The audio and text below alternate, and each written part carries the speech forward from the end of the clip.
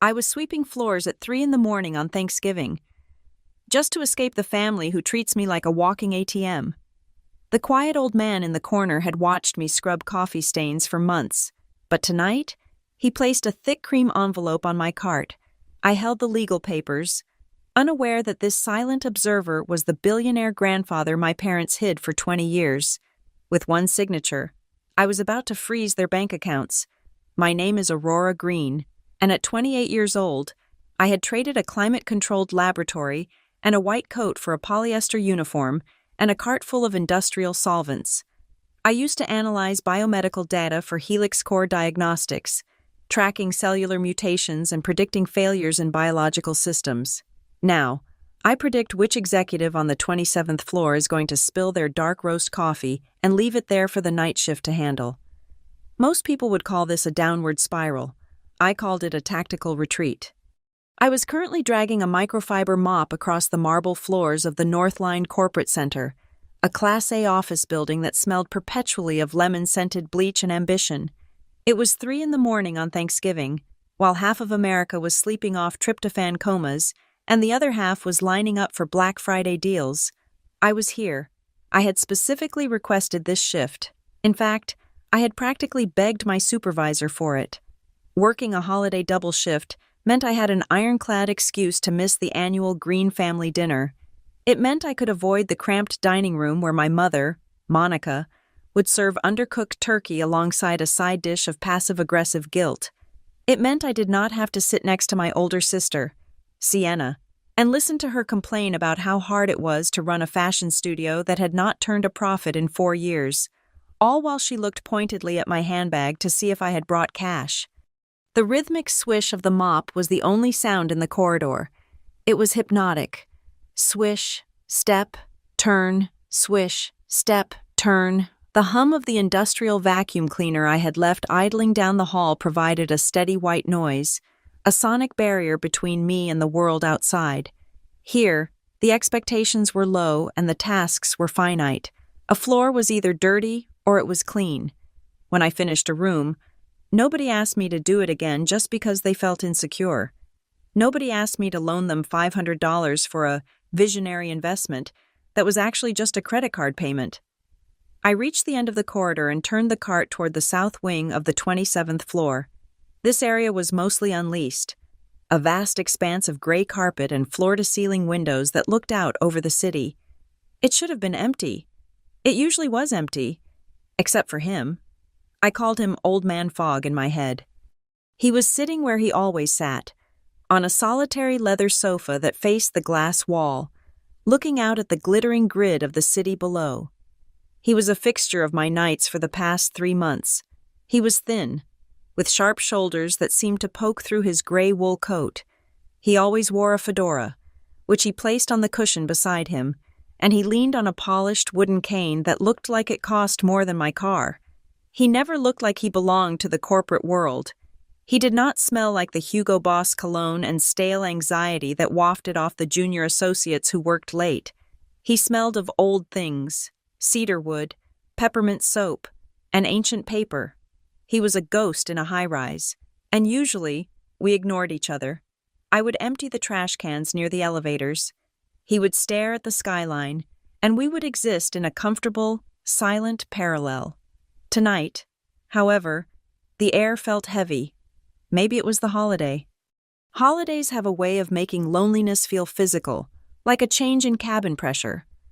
My pocket buzzed against my hip, breaking the silence. Then it buzzed again, and a third time, a rapid-fire assault. I stopped the cart and pulled out my phone. The screen was blinding in the dim hallway. It was the Team Green family group chat. Notification, Mom sent a photo. Notification, Sienna sent a photo. Notification, Mom sent a message. I swiped the screen open, bracing myself. The first image was a blurry close-up of a roasted turkey that looked dangerously dry. The second was a selfie of Sienna holding a glass of red wine, her 2 sons grinning with chocolate smeared on their faces in the background. They looked happy. They looked like a Hallmark commercial. Then came the text from my mother. "Wish you were here. Aurora." The boys miss their favorite auntie. It is just not the same without you. We are all talking about how proud we are of you. I felt a muscle in my jaw jump. Proud. That was the trap word. They were never just proud. They were proud and expectant. They were proud, so I should be generous. I scrolled down. There was no question asking if I was okay.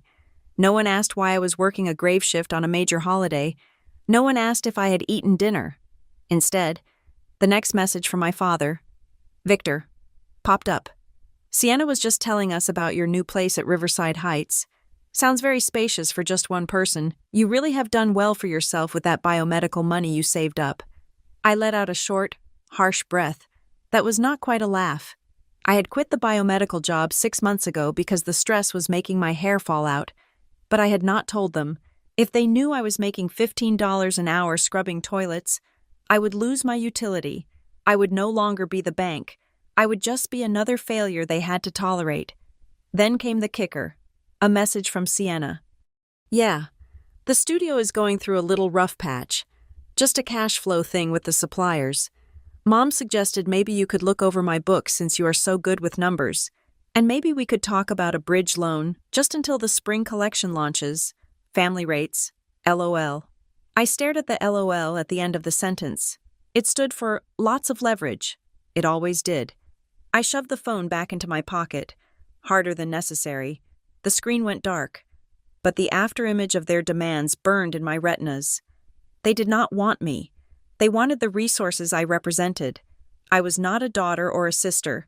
I was a safety net they could jump into without looking. I grabbed a spray bottle of disinfectant and attacked a dried coffee stain on the marble. I scrubbed furiously, back and forth, back and forth. The friction generated heat under my glove. I had spent my entire life cleaning up their messes. When I was 12, I balanced my mother's checkbook because she just didn't have a head for math. When I was 20, I used my student loan money to pay off a credit card Victor had maxed out on a guaranteed stock tip. When Sienna got divorced, I was the one who paid the movers, packed the boxes, and listened to her cry for 6 weeks while I was trying to write my thesis.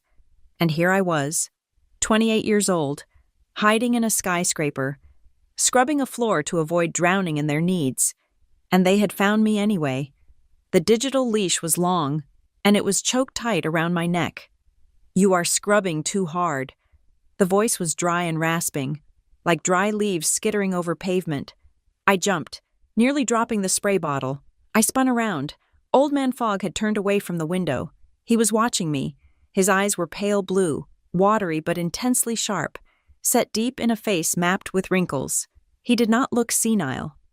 He looked like a hawk that had decided to land on a park bench. "Excuse me," I asked, my heart hammering against my ribs. He had not spoken a single word to me in 3 months. Not a hello, not a good night. "The stain," he said, lifting one hand to point with a crooked finger. "You are scrubbing it like you are angry at it. Friction is not the answer. Chemistry is the answer. Let the solution sit for 60 seconds. It will lift the bond. Then you wipe it away." I stared at him, bewildered. "I know how to clean a floor, sir." "I know you do," he said. His voice was steady. "I have been watching you. You start from the edges and work your way toward the center, so you never step on your own work. You double-check the corners. Most people just swipe the middle and call it a day. You have discipline." He paused, his gaze drifting to my pocket where the phone was still buzzing intermittently. "Discipline is rare," he continued. "Habit is common. Discipline is doing what needs to be done even when no one is watching. But there is a difference between cleaning a floor and letting people walk all over you." I stiffened. The air conditioning suddenly felt very cold on the back of my neck. "I am just doing my job." "Are you—" He slowly reached into the inner pocket of his gray wool coat. "Or are you hiding?" I gripped the handle of my mop. "Look, sir, I have a schedule to keep. If you are going to report me for talking on the shift—" "I am not going to report you. Aurora." He knew my name. I was wearing a name tag. Of course, it was pinned right there on my blue uniform. Aurora. But the way he said it sounded different. He did not say it like a supervisor reading a roster. He said it like he had tested the weight of it in his mouth before speaking. He stood up.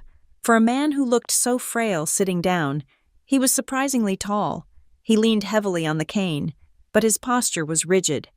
He walked over to my cleaning cart, his movements slow and deliberate. He placed a thick envelope on the top shelf of the cart, right next to my stack of paper towels. The envelope was cream-colored, made of heavy, expensive cardstock. It looked completely out of place among the plastic bottles of blue and yellow chemicals. In the dim light of the hallway, I could see an embossed seal on the flap. It was a crest of some kind, a shield with a lion and a key. Below the crest were 3 words raised in elegant black ink: Ashford Legacy Trust. My stomach did a strange flip. I knew that name. I had seen it before, years ago. It was on the envelopes that used to arrive at our house in the suburbs, thick envelopes like this one. My mother would snatch them out of the mailbox with a look of pure venom on her face.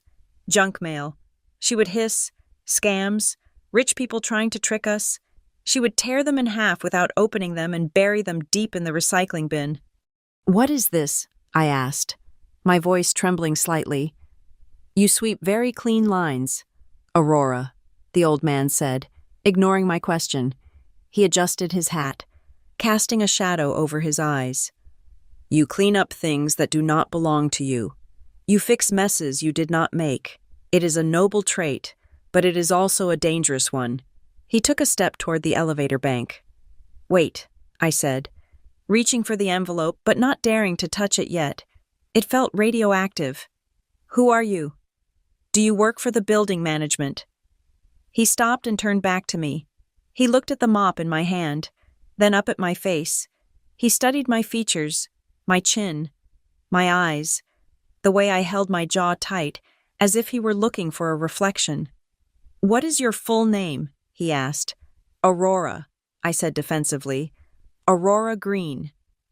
His eyes narrowed slightly when I said green. A flash of something cold and hard passed through them, like a steel shutter slamming down. "Green," he repeated, the word tasting like ash in his mouth. "Yes, that is the name they gave you." The elevator dinged behind him. The doors slid open, revealing the mirrored interior. "There are stains that you can scrub away." "Aurora," he said, his voice lowering until it was barely a whisper over the hum of the ventilation system. "And then there are stains that you have to cut out. There are things that need to be locked away so no one can ever touch them again. Tonight, you decide which cleaning method you want to use." "I don't understand," I said. "You will," he said. "Read the papers. Happy Thanksgiving." He stepped into the elevator and pressed the button for the lobby. The doors began to slide shut. I stood there, paralyzed, watching his face until the sliver of light disappeared. I was alone in the corridor. The silence rushed back in, louder than before. I looked down at the cart. The cream envelope sat there, heavy and imposing. It looked less like a letter and more like a weapon. I reached out and picked it up. The paper felt thick and textured under my thumb, linen woven and substantial. It smelled like hemp cedarwood and old secrets. On the front, written in impeccable calligraphy, was not an address. It was just a name, Aurora Green, and below that, in smaller block letters, eligible beneficiary. My phone buzzed again in my pocket. Another message from the Team Green chat, probably asking if I could transfer $50 for emergency pizza because Sienna forgot to go grocery shopping. I did not look at the phone. I stared at the embossed words, Ashford Legacy Trust. A memory surfaced from the deep recesses of my childhood. My father, sitting on the back porch, drunk on cheap beer, muttering about how his father was a cold-hearted bastard who sat on a throne of gold while we starved. He had mentioned a name once, Ashford. My heart began to pound a frantic rhythm against my ribs. The hallway felt like it was tilting. This was not a tip. This was not a thank you card for keeping the floor shiny. I set the mop against the wall. It made a sharp clatter that echoed down the empty wing. I ripped the seal of the envelope. I had a feeling that tonight, I was not just cleaning the building, I was about to unearth something that had been buried for 20 years. And unlike the coffee stain on the marble, this was not something I could just wipe away. The heavy cream envelope in my hand felt less like paper and more like a loaded gun. Standing there in the fluorescent hum of the 27th floor, the smell of cedar wood lingering in the air, I felt the past rushing up to meet me. It was not a warm wave of nostalgia. It was a cold, suffocating tide. To understand why I was standing in a janitor's uniform holding a billionaire's trust document, you have to understand the role I was cast in long before I ever picked up a mop. In the theater of the Green family, I was never the lead actress. I was the stagehand who made sure the props were working, the lights were on, and the bills were paid, all while remaining invisible in the wings. For 5 years, I was the golden goose. I was the only one in the Green lineage to crack the code of higher education and land a prestigious job at Helix Core Diagnostics. I was a biomedical data analyst. My job was to find patterns in chaos, to look at millions of lines of code and predict where a biological system would fail. It is ironic, really. I could predict a cellular collapse in a stranger's immune system 3 years in advance, but I could not see that my own family was eating me alive until there was nothing left but bone. My mother, Monica, was the architect of this dynamic. She was the kind of American mother who wore her sacrifice like a medal of honor she expected you to polish every single day. She would sit at the kitchen table, sipping boxed wine, and tell us stories about how she could have been a lawyer, or a model, or a traveler, if only she had not given up her figure and her freedom for us. But the us in her stories usually just meant Sienna. Sienna is 31 years old. She has 2 beautiful sons, a closet full of designer clothes she cannot afford, and a business called Sienna Loft Studio that has been on the verge of a breakthrough for half a decade. Sienna is the dreamer. She is the fragile one. She is the one who needs support. And then there is my father, Victor. If my mother was the predator, my father was the tall grass she hid in. He was a man of soft edges and silent nods. His favorite phrase was, "Your mother is right. Aurora." He used it as a shield. He used it to avoid conflict. He used it to avoid looking me in the eye when they asked for money. I remember the Saturday nights. Oh, God, those Saturday nights. While my friends were out dating or sleeping in, I would be at my parents' house in the suburbs. I would be in the kitchen, cooking a dinner I bought the groceries for, while Sienna sat on the counter drinking the wine I also bought, complaining about her stress. "The studio is just draining me," Sienna would sigh, checking her reflection in her phone. "Nobody understands how hard it is to be a creative entrepreneur, Aurora. You are so lucky you have that boring computer job. You just clock in and get paid. You do not have to pour your soul into anything." I would be chopping onions, my eyes stinging, trying not to scream. I was not just clocking in, I was managing critical data for clinical trials. But to them, my career was just a faucet. If you turned the handle, money came out. I remember one specific evening 2 years ago. I had just received a promotion at Helix Core. It came with a raise that pushed my salary over $120,000 a year. I was 26. I was proud. I wanted to share that pride with the people who were supposed to love me. We were eating the pot roast I had made. I cleared my throat and put down my fork. "I have some news," I said, smiling. "I got the senior analyst position. It comes with a significant raise." For 3 seconds, there was silence. "That is nice, honey," my father said, reaching for the salt. "Senior analyst," my mother repeated, her eyes narrowing as she did the mental math. "Does that mean you move into the next tax bracket?" "It means I am making 6 figures, Mom," I said, wanting just one congratulations, just one moment where I was the daughter, not the utility provider. My mother clapped her hands together, but her eyes shifted immediately to Sienna across the table. "Oh, thank God," my mother breathed out. "Did you hear that? Sienna? This is the miracle we were praying for." Sienna looked up, her eyes wide and teary. "Really?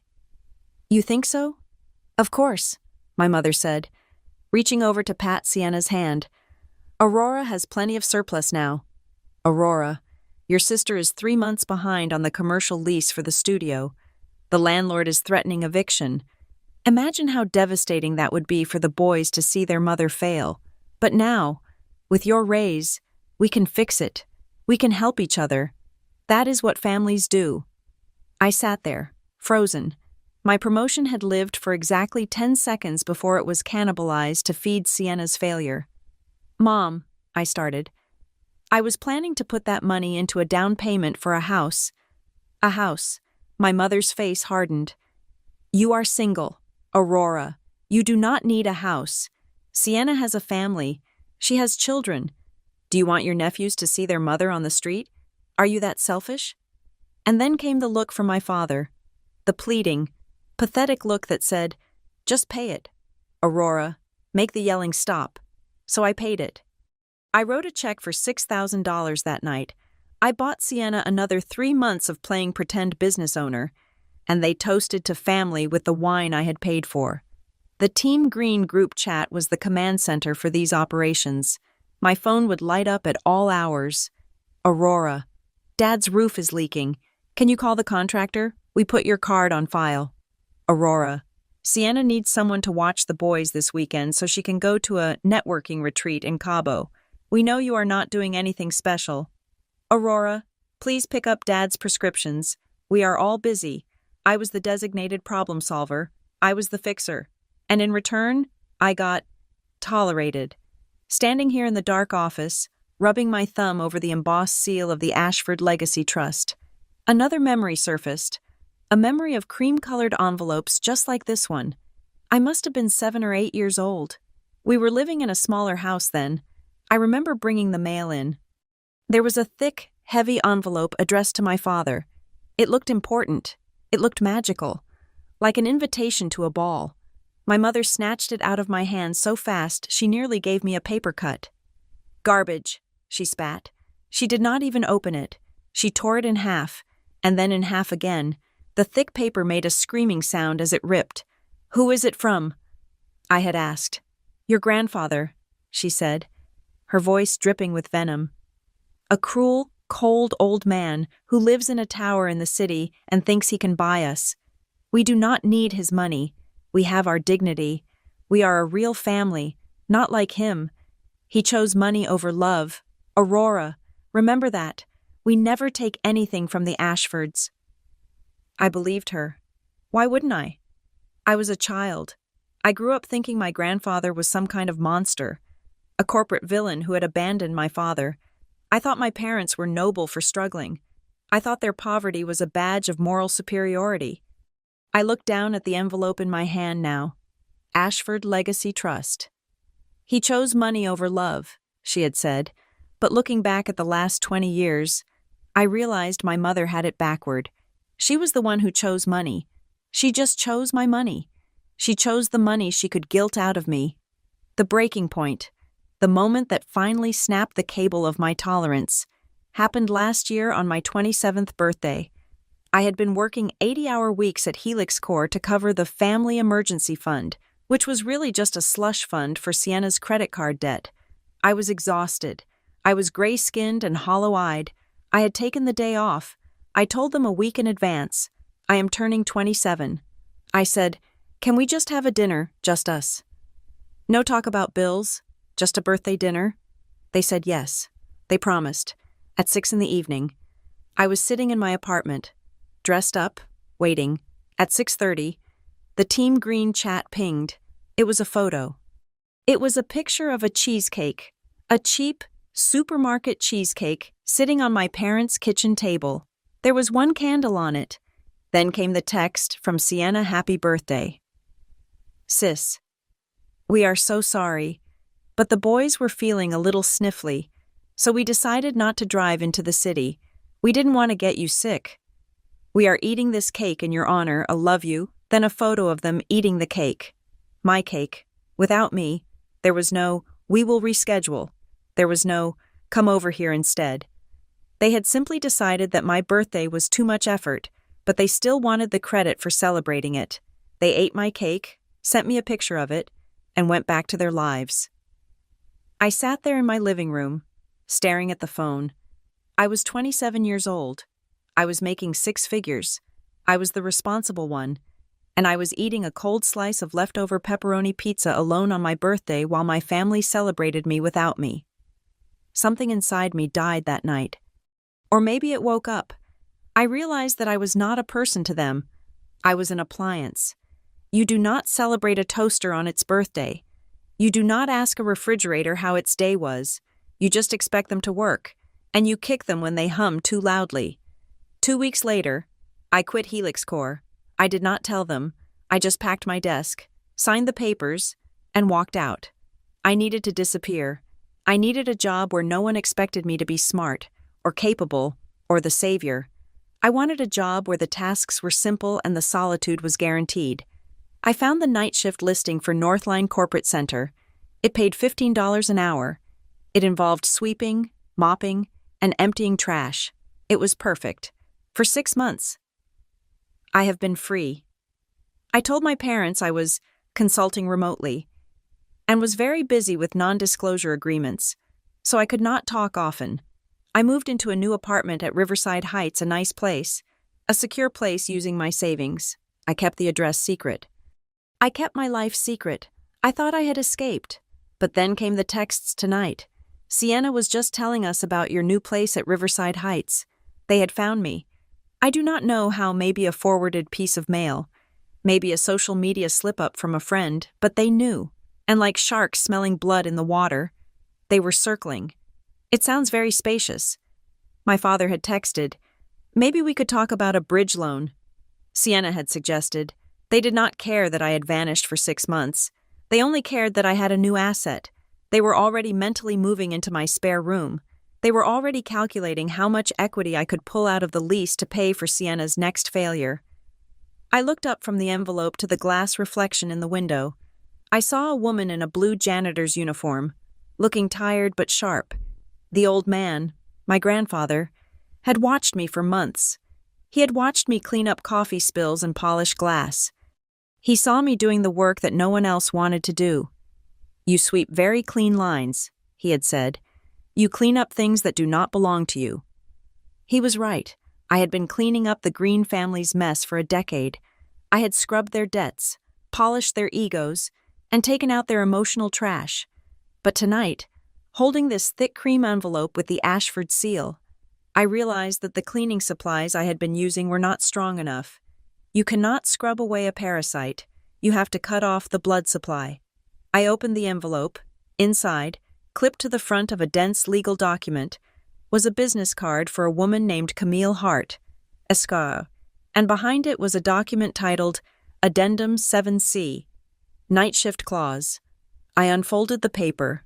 My eyes scanned the legal jargon, but one sentence stood out, highlighted in yellow.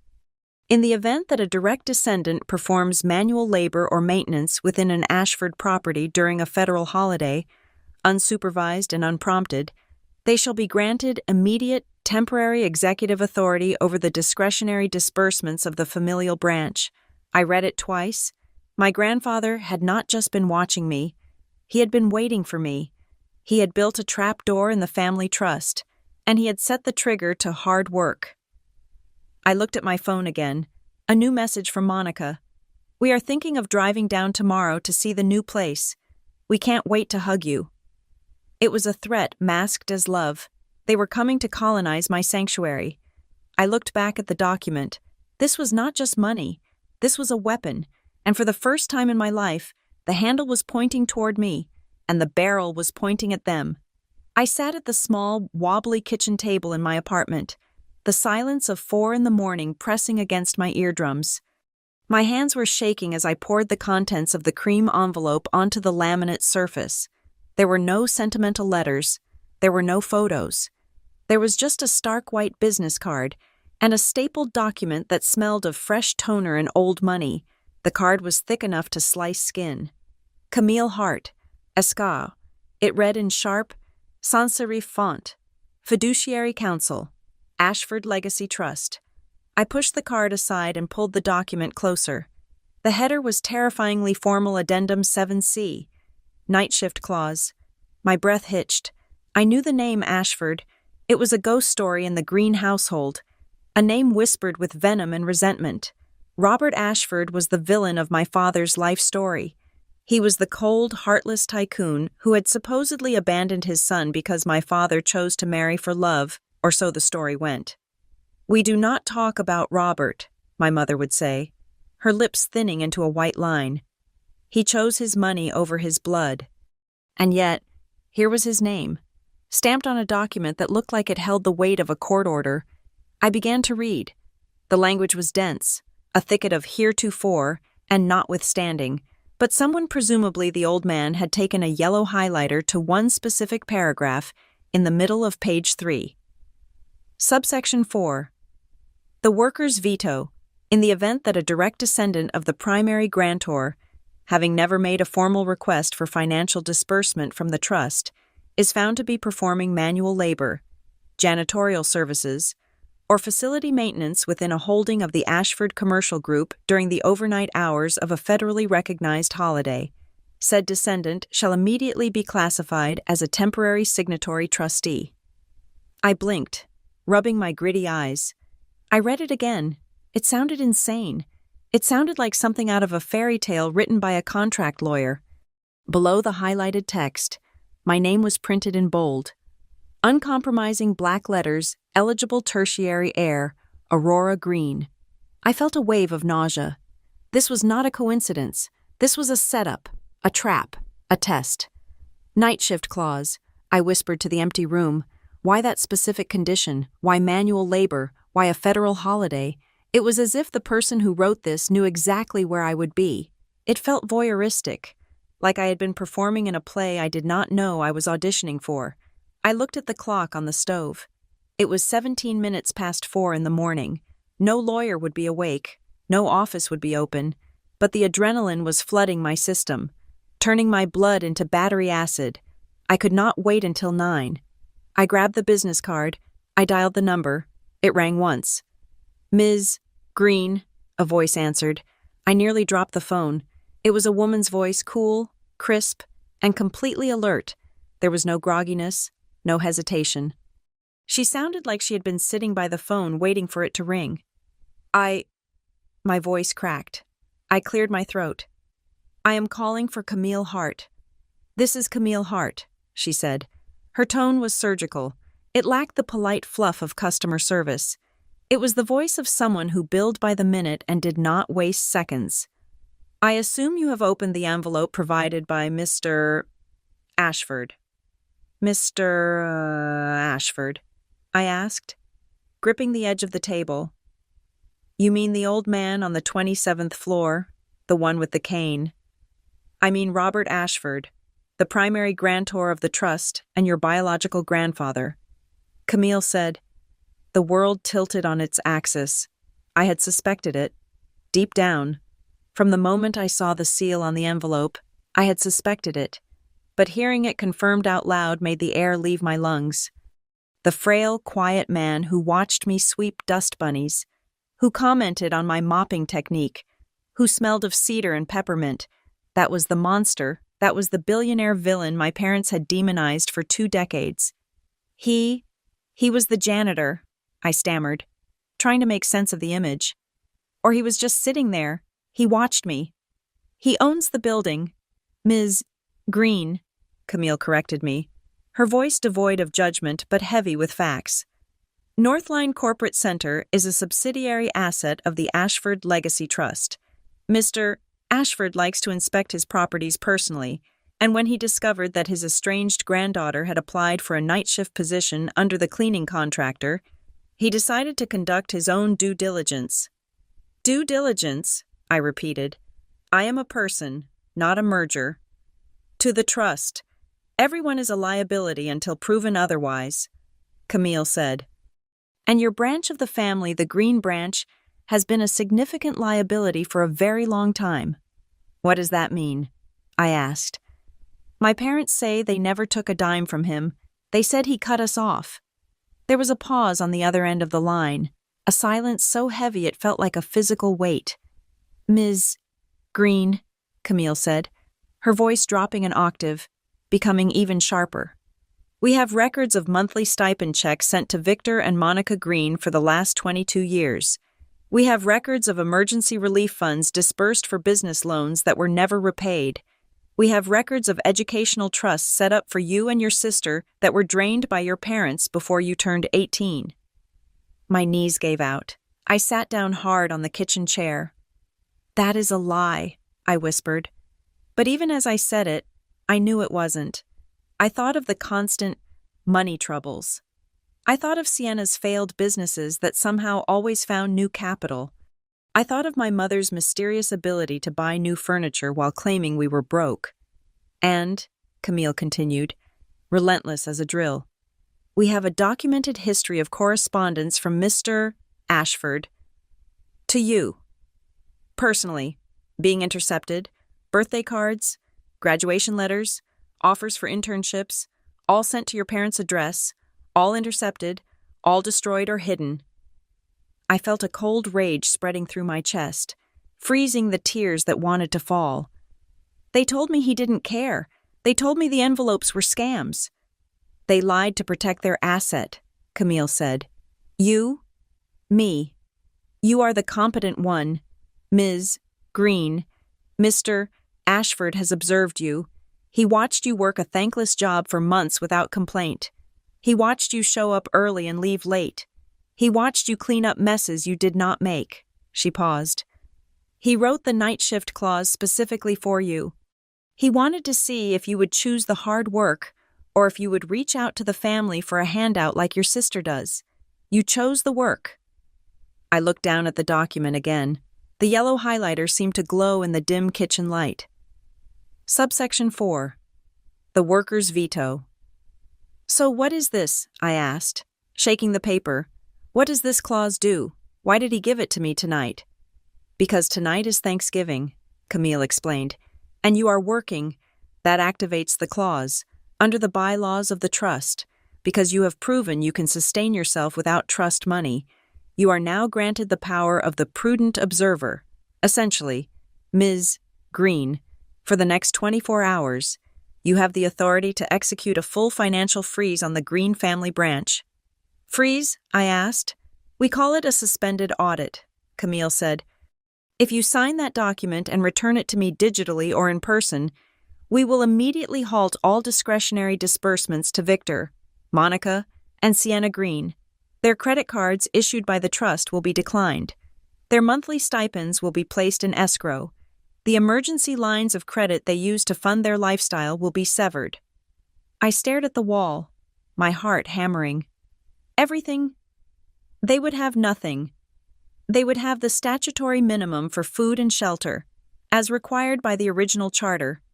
Camille said coldly, We do not starve people, but the country club memberships, the designer clothing allowances, the business investment transfers for your sister gone, instantly. Why? I asked. Why give me this power? Why doesn't he just do it himself if he hates them so much? Because he does not hate them, Camille said. And for the first time, her voice softened. Just a fraction. He is disappointed in them. And he cannot be the one to cut them off.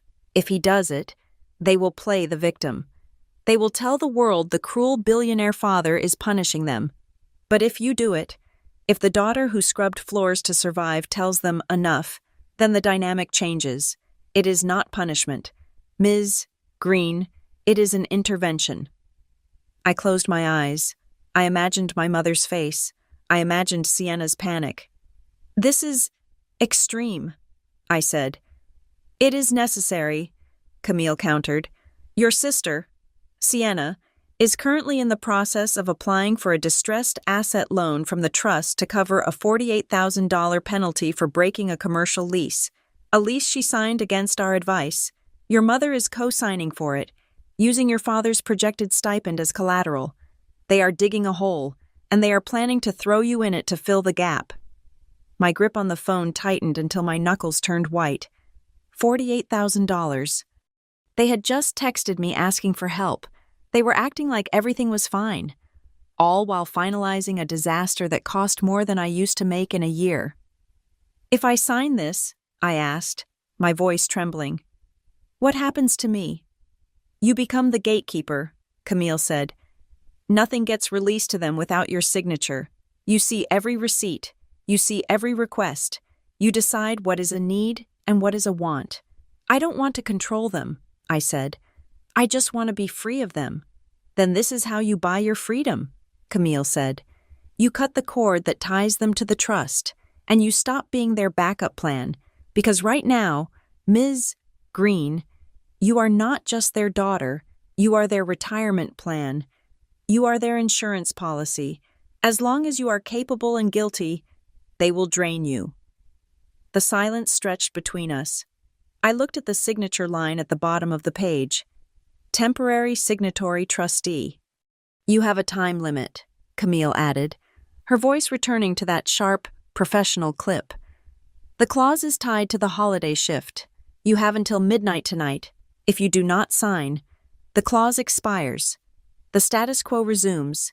They get their loan.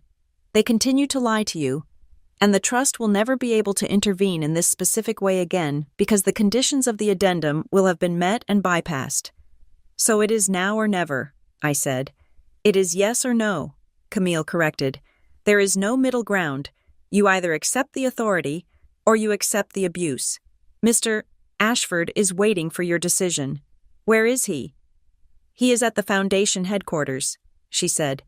He does not sleep much. He is waiting to see if his granddaughter is a sweeper or a signer. I hung up the phone.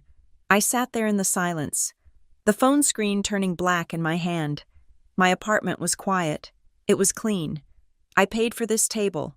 I paid for the lights. I paid for the coffee in the cabinet. I had scrubbed toilets and mopped vomit and hauled heavy trash bags to get here. I picked up the document.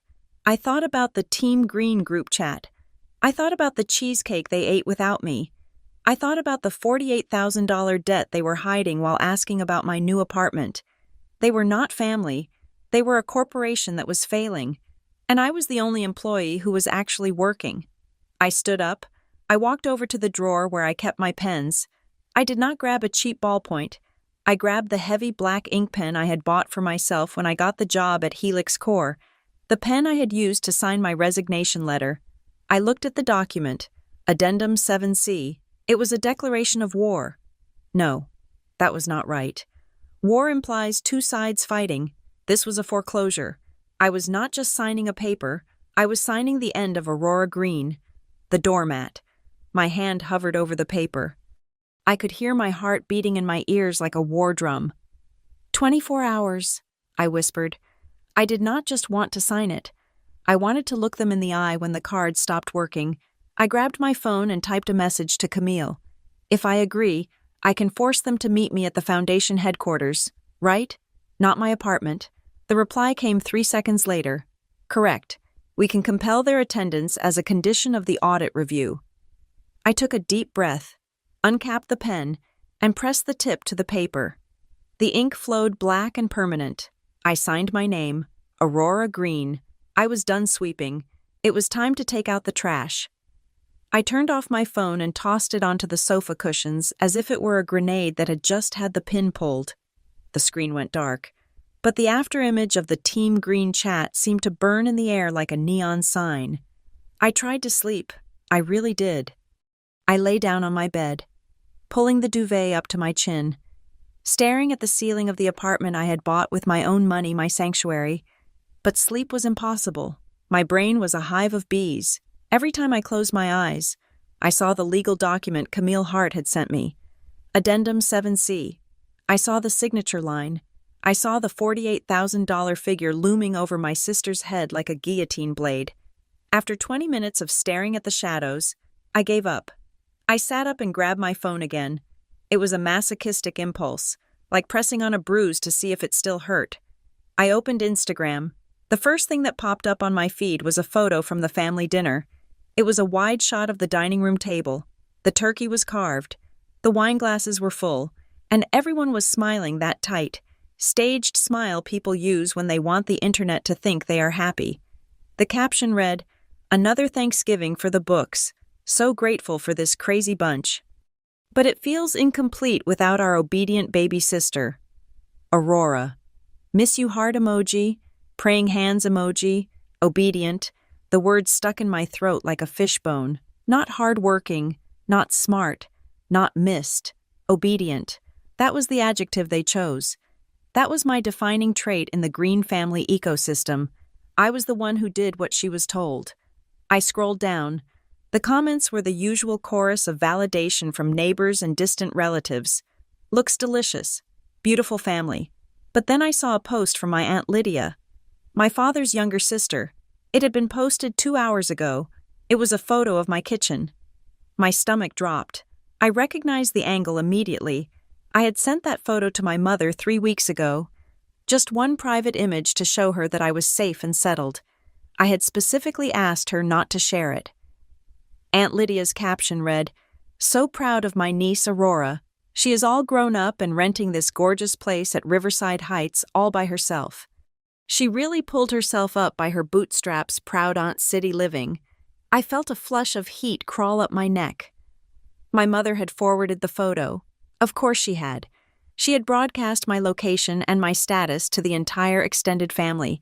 And there, right under the photo, was the comment from my mother, Monica. "We taught her the value of responsibility from a young age. That is why she can afford a lifestyle like this now. Strict parenting pays off." I wanted to scream. She was taking credit for the 80-hour work weeks I spent in the lab. She was taking credit for the nights I spent scrubbing floors to escape the burnout she caused. She was turning my survival into her trophy. Below that, a cousin from Ohio, a man I had not spoken to in 5 years, had commented, "Wow, Riverside Heights. I looked that up. The rent there starts at $3,000 a month. She must be raking it in. Drinks are on Aurora next reunion." They were doing the math. They were publicly dissecting my finances based on a picture of a quartz countertop. I wasn't a person to them. I was a walking wallet. Then came the direct message. It popped up at the top of the screen. It was from Sienna. She had sent a screenshot of Aunt Lydia's post. No greeting, no happy Thanksgiving, just the image, followed by a text. "Place looks fancy. Glad to see you are living it up while the rest of us are drowning. But that is okay. It is time the family enjoyed some of that success. Don't you think? We are overdue for a break?"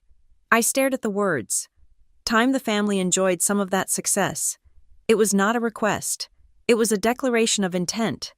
It was the manifesto of a parasite preparing to attach itself to a new host. My thumb hovered over the screen. I wanted to reply. I wanted to type, "I am scrubbing toilets to pay for this." But I stopped myself. If I told them I was a janitor, they would not feel sorry for me. They would just panic that the money supply was drying up. They would get angry that I had deceived them about my earning potential. I exited the chat and opened our message history. I began to scroll back, looking for the breadcrumbs I had missed. 3 months ago, Sienna Hay. Thinking of expanding the studio. Found this great warehouse space. The lease is a bit steep, but the potential is huge. 2 months ago. Monica. Your sister is so brave, taking risks. We really need to support her vision. Do you think you could co-sign just as a formality? We didn't want to ask, but I had said no then. I had said I was busy. I had lied and said my credit was frozen due to an identity theft scare. 1 month ago, Sienna just got the keys. The landlord is a tough guy, though. Wants 6 months up front if we break the contract. But that won't happen. We are going to kill it. I read the texts with new eyes. The $48,000 penalty Camille had mentioned, the distressed asset loan Sienna was applying for it, was all right here. Sienna had signed a lease she could not afford. Banking on the fact that if she crashed, the family meaning me would catch her. She had calculated my rescue before she even signed the paper. My phone buzzed again. A new text from Monica. This one was not in the group chat. It was direct. Change of plans.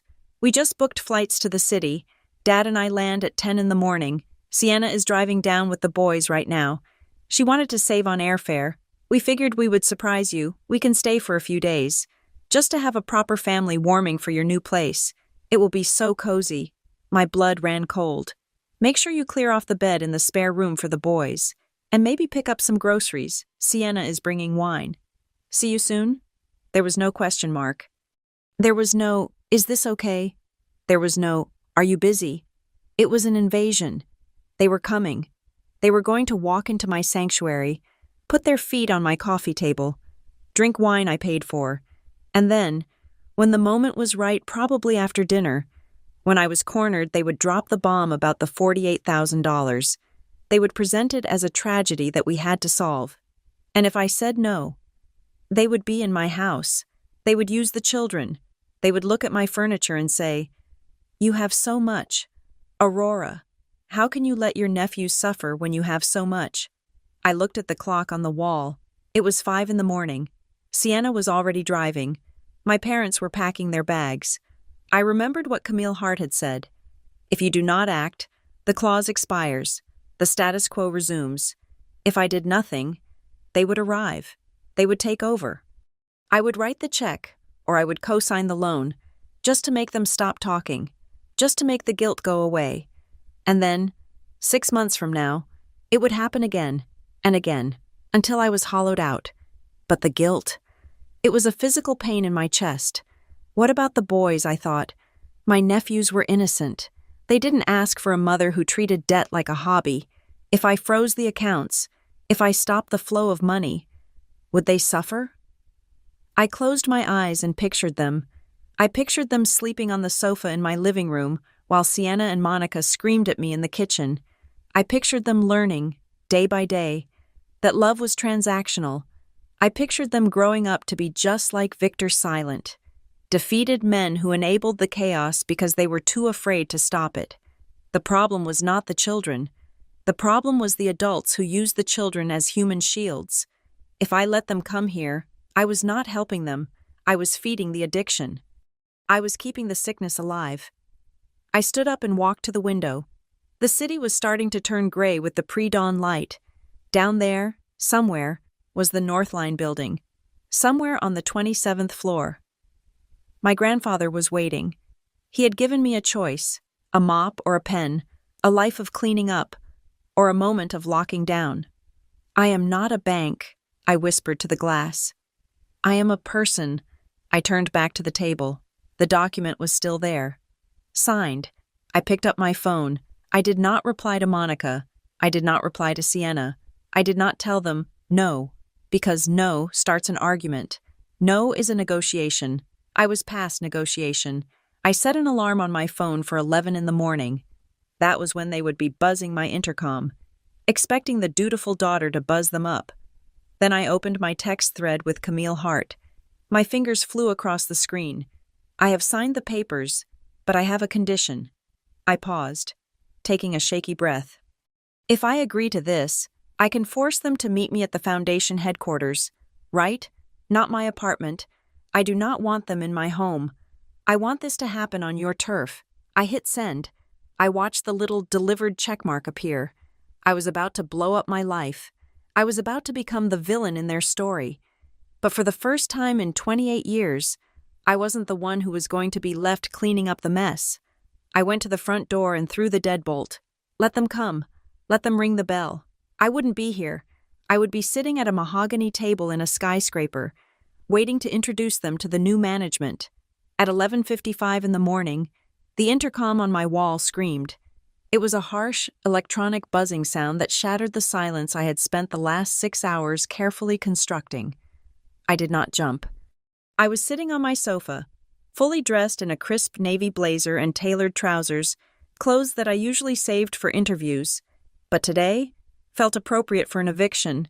I walked to the panel and pressed the talk button. "Aurora, Aurora. Honey, are you there?" My mother's voice came through the speaker, tinny and distorted but unmistakable. She was using her stage voice, the high-pitched, breathless tone she adopted when she wanted to perform the role of the beleaguered but loving matriarch for an audience. "I am here," I said. "Oh, thank goodness it is absolutely freezing out here. Sweetie, the wind is whipping right off the river. Buzz us up, will you? Your father is struggling with the bags, and the boys are getting restless." Bags, plural. "I am coming down," I said calmly. "What?" The confusion in her voice was palpable. "No, honey, just buzz us up. We have so much stuff. It makes more sense to just, I will be down in the lobby in 2 minutes, I said. Wait for me there.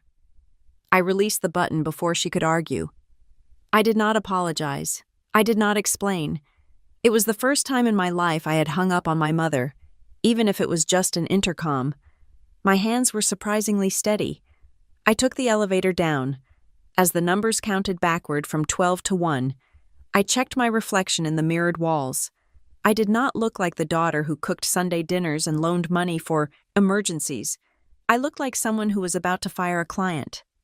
When the elevator doors slid open, the lobby of Riverside Heights, usually a sanctuary of hushed marble and soft jazz, was in chaos.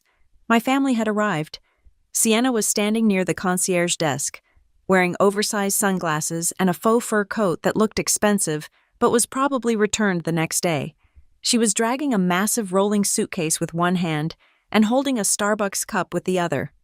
My 2 nephews, Leo and Sam, were currently dismantling the decorative arrangement of dried birch branches in the center of the room, and there was my father, Victor, red-faced and panting, clutching 2 more suitcases and a garment bag, looking like a bellhop who had been denied a tip.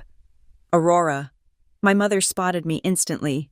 She rushed forward, her arms open wide, a brightly colored bakery box dangling from one hand. She was wearing her travel coat, a beige trench that she thought made her look international. "Oh, look at you," she exclaimed, pulling me into a hug that felt more like a restraint technique than an embrace. She smelled of airport coffee and aggressive floral perfume. "You look thin. Are you eating?" "You look like you have been working too hard." She pulled back and shoved the bakery box into my chest. "We brought you a treat. It is your favorite, German chocolate cake from that bakery on 4th Street. I looked down at the box. "I hate coconut. Mom." "Dad loves German chocolate. I am allergic to coconut." She waved her hand dismissively. "Don't be silly.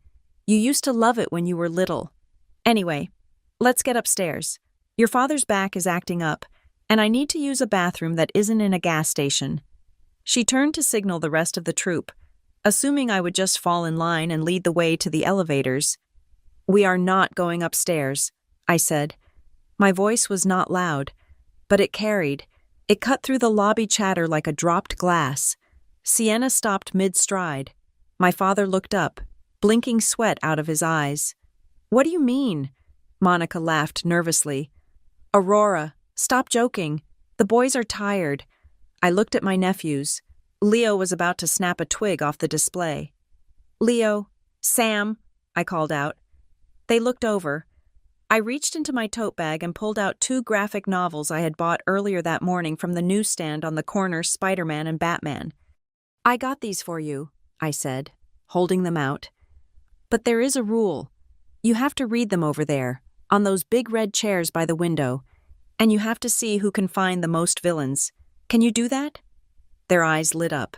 They grabbed the books and sprinted toward the far corner of the lobby, away from the concierge, away from the luggage, and most importantly, away from the conversation. "Clever," Sienna said. Walking up to me, she pulled her sunglasses down to the tip of her nose.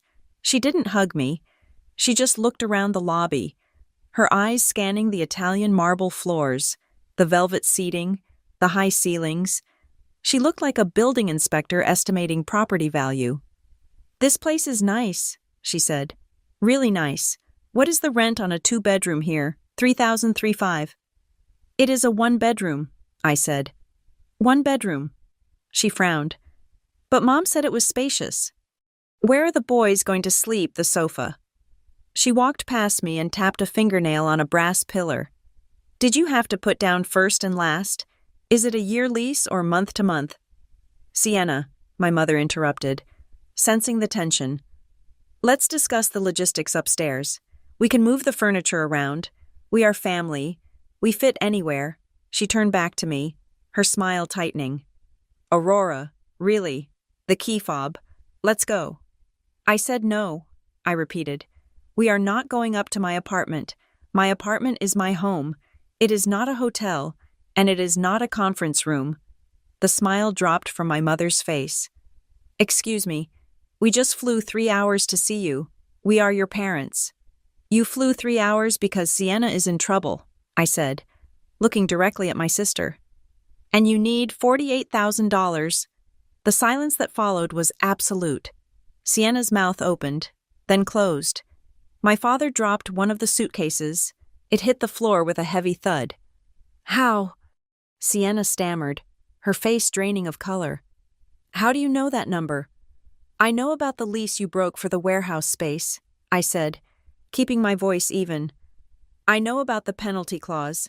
I know that the landlord, Mr. Henderson, is threatening to sue you for breach of contract. And I know that if you do not pay by the first of the month, he is going to report it to the credit bureaus, which will trigger a default on the small business loan Mom co-signed for you. My mother looked like she had been slapped. Who told you? Did Lydia talk to you? I told her to keep her mouth shut. Lydia didn't tell me, I said. I saw the audit report. Audit? My father spoke up for the first time, his voice trembling. What audit? The Ashford Legacy Trust audit, I said. The name hit them like a physical blow. My mother took a step back, her hand flying to her throat. Ashford, she whispered. What? What are you talking about? We have nothing to do with them. We cut ties years ago. You didn't cut ties, I said. You just stopped telling the truth. You have been receiving stipends for 20 years, and Sienna has been applying for emergency grants every 6 months. Sienna crossed her arms, her defensive instincts kicking in. So what? It is Grandpa's money. It is our money. He owes us. Dad is his son. Sienna, my mother hissed, grabbing her arm. No, let's be real, Sienna shouted, her voice echoing in the lobby. The concierge looked up, frowning. We are in a bind, Aurora. Okay, fine. You know, the business hit a wall. It happens to entrepreneurs. We need a bridge, just a temporary fix. She gestured around the lobby. And look at you. You are sitting on a gold mine here. If you are living in a place like this, you obviously have cash. Or, her eyes narrowed. Or, here is a better idea. Since you are family, she stepped closer, lowering her voice to a conspiratorial whisper. You break your lease here. You get your deposit back. That is what, 5 or 6 grand. You move back home with Mom and Dad for a year. You save rent money. We use your deposit and your savings to pay off Henderson. The lawsuit goes away. The studio survives. We all win. That is what families do. They sacrifice. I stared at her. The audacity was breathtaking. It was almost impressive in its narcissism. So your plan, I said slowly, is for me to give up my home, move back into my childhood bedroom, and hand over my savings to pay for a warehouse you never should have rented. It is temporary, Monica interjected, clutching my arm. Aurora, please, your sister is so stressed. She can't have a lawsuit on her record. Think of the boys. If Sienna goes bankrupt, it affects their future. You are single. You are flexible. You can adapt. You have always been the strong one. The strong one, I repeated, or the useful one. Don't be like that, my father mumbled, looking at his shoes. Your mother is right.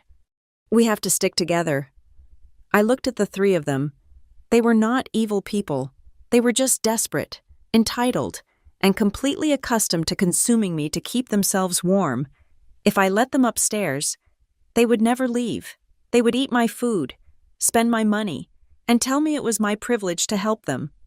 No, I said. What? Monica blinked.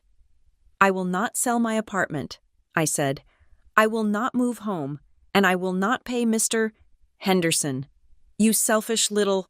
Sienna started, stepping forward aggressively. However, I interrupted, reaching into my blazer pocket, if you want to discuss your financial situation, I am willing to do so, but not here, and not today. I pulled out the card I had printed at the 24-hour business center at 4:30 in the morning. It was simple cardstock, but the text was clear. I handed it to my father. He took it with shaking hands. Ashford Foundation Center, he read aloud. Conference room 18B, 3 p.m. What is this? Monica demanded, snatching the card from him. That is where I will be at 3 o'clock. I said, if you want to talk about the debt, meet me there. But I warn you, it is a business meeting. Bring your paperwork. Bring your receipts. You can't be serious. Sienna laughed, a harsh barking sound. You want us to go to a corporate office on Thanksgiving? Who do you think you are? You are a... What are you doing now? Anyway, data entry. I am the temporary signatory trustee, I said. The words hung in the air. They didn't know what it meant. Not exactly. But the weight of the title was enough to silence them. Trustee, Monica whispered. But that is Robert's title. Your grandfather. Yes, I said. You are working for him. Monica's face twisted into a mask of betrayal. After everything I told you, he is a monster. Aurora. He is cold, and he is cruel, and he abandoned us. He sat in his tower and watched us struggle. How could you let him inside your head? He didn't abandon you, I said. You hid him from me. He is manipulating you, Monica shrieked, causing the concierge to stand up and reach for the phone. He is trying to turn you against us. You don't know him. You don't know what he is like. I do know him, I said quietly. You don't. I do, I said, my voice firm. I know him better than you do. He sat on a bench and watched me sweep floors for 3 months. He watched me scrub toilets and empty trash cans. My mother froze. What? He watched me work, I said. And in all that time, do you know what he did? He respected me. He didn't ask me for money. He didn't ask me to fix his life. He didn't ask me for a single dime. I looked at my sister, then at my father, which is more than I can say for any of you. My mother's mouth hung open. She looked like she had been struck by lightning. The narrative she had built for 20 years, the story of the evil grandpa and the heroic mother, was crumbling under the weight of a simple truth. He had seen me, and she had only seen my utility. 3 o'clock, I said, stepping back toward the elevator bank. Don't be late. The security desk will have your names. Aurora, my father called out, sounding lost. Where are you going? What about the cake? I looked back one last time. Eat it, Dad. It is coconut. It is your favorite. I turned and walked to the elevator, pressing the button. Behind me, I could hear the chaos starting to rise again, Sienna cursing, Monica sobbing, Leo and Sam arguing over a comic book, but as the doors slid shut, cutting off the noise, I felt a strange sensation in my chest. It wasn't guilt. It wasn't fear. It was the cold, clean feeling of a room that had finally been swept. I arrived at the Ashford Foundation Center at 2:30 in the afternoon, exactly 30 minutes ahead of the schedule I had given my family. The building was a monolith of black glass and steel that seemed to absorb the sunlight rather than reflect it. It stood on the corner of 5th and Grand, occupying an entire city block, a silent titan in a forest of noisy concrete. There were no holiday decorations here, no inflatable turkeys, no tinsel, no desperate signs advertising Black Friday sales, just a single, discreet logo in brushed silver near the revolving doors, a stylized lion holding a key. It was the architectural opposite of the Green family. It was cold, impenetrable, and quiet. I walked into the lobby. It smelled of white tea and filtered air. The chaos of the Riverside Heights lobby, my mother's screeching, my sister's envy, my father's sweating incompetence felt 1,000 miles away. Here, the air was so still it felt pressurized. A man was waiting for me by the security desk. I stopped mid-step. It was the silent giant from Northline, the bodyguard who used to stand in the shadows of the 27th floor, wearing sunglasses at 3 in the morning while the old man watched me mop. Today, he wasn't wearing sunglasses. He was wearing a suit that probably cost more than my entire student loan debt, tailored to hide the bulk of his muscles. Ms. Green, he said. His voice was deep, like gravel shifting in a quarry. Please follow me. They are expecting you. He didn't ask for ID. He didn't ask me to sign in.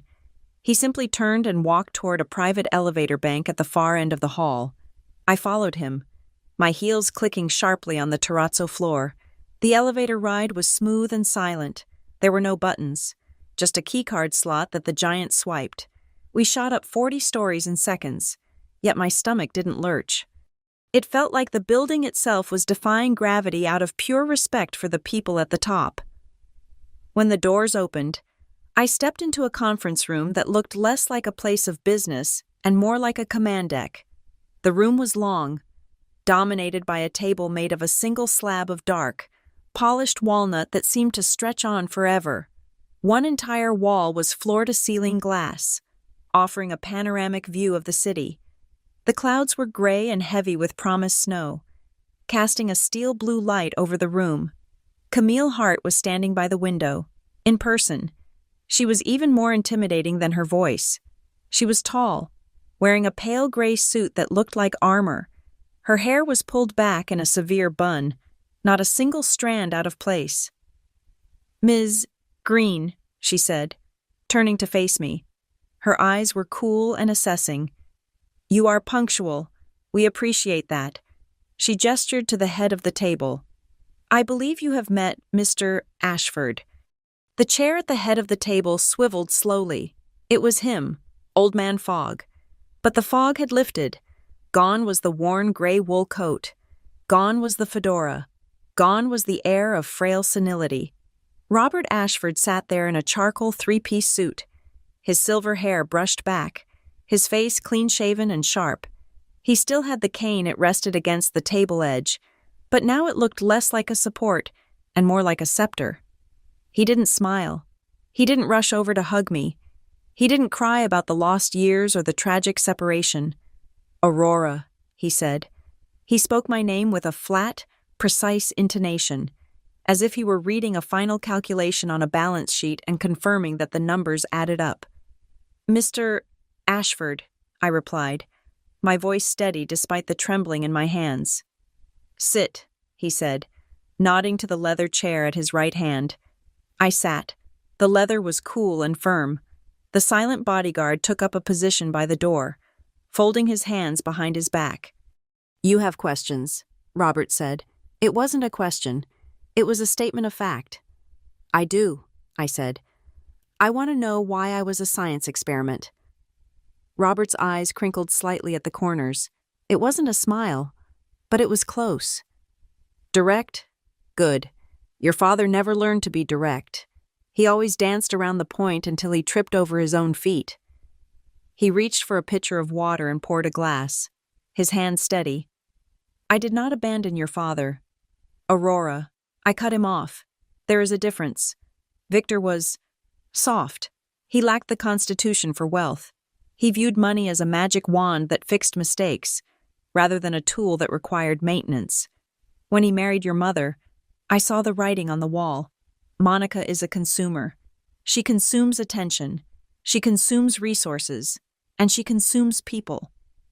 I knew that if I gave them access to the main trust, they would drain it dry in a decade and leave nothing for the next generation. So you let us struggle, I said, feeling a flash of defensive anger. You let us worry about rent. You let me take out student loans. I sent a check for your tuition, Robert said calmly. $50,000 a year, for 4 years, sent directly to the Green household, addressed to Victor Green, earmarked for Aurora's education. I stared at him. I never saw a dime of that. I worked 2 jobs in college. I am still paying off the interest. I know, Robert said, because I tracked the cashed checks. They were deposited into an account under the name Sienna Loft, LLC, your sister's first failed venture. My stomach turned over. They had stolen my tuition. They had let me scrub dishes in the cafeteria until 2 a.m. to pay for classes while they funneled my grandfather's money into Sienna's vanity project. I tried to contact you, Robert continued. Birthday cards, graduation letters, internship offers at the foundation, all intercepted. Your mother was very efficient at building a wall. She told you I was a villain so you wouldn't go looking for me. If you met me, you might ask questions. And if you asked questions, the cash flow might stop. But why the cleaning? I asked, gesturing vaguely toward the window, toward the distant North Line building. Why the night shift? Why sit there and watch me for 3 months? Robert leaned forward, his pale blue eyes locking onto mine. Because I needed to know if the rot had spread, he said. The rot? The entitlement, he clarified. The belief that the world owes you a living because of your last name. I own Northline Corporate Center. It is one of a dozen commercial properties the trust holds. When I saw your name come across the employment screening for the cleaning contractor Aurora Green, former biomedical analyst, I was intrigued. Why would a scientist scrub floors? Because I was tired, I said softly. Because you wanted out, Robert corrected. I read your file. I saw the burnout. But instead of asking for a handout, instead of moving back in with your parents, you took a job that most people would consider beneath them. You chose manual labor over emotional debt. He tapped his fingers on the mahogany table. So I wrote Addendum 7C, the night shift clause. I tailored it specifically for you. I wanted to see if you had the discipline to stick with it. If you had quit after a week, no clause. If you had called in sick, no clause. But you didn't. He looked at me with a strange intensity. I watched you. Aurora. I watched you organize your cleaning cart. You put the solvents on the left and the paper goods on the right, every single night. Same order. Efficient.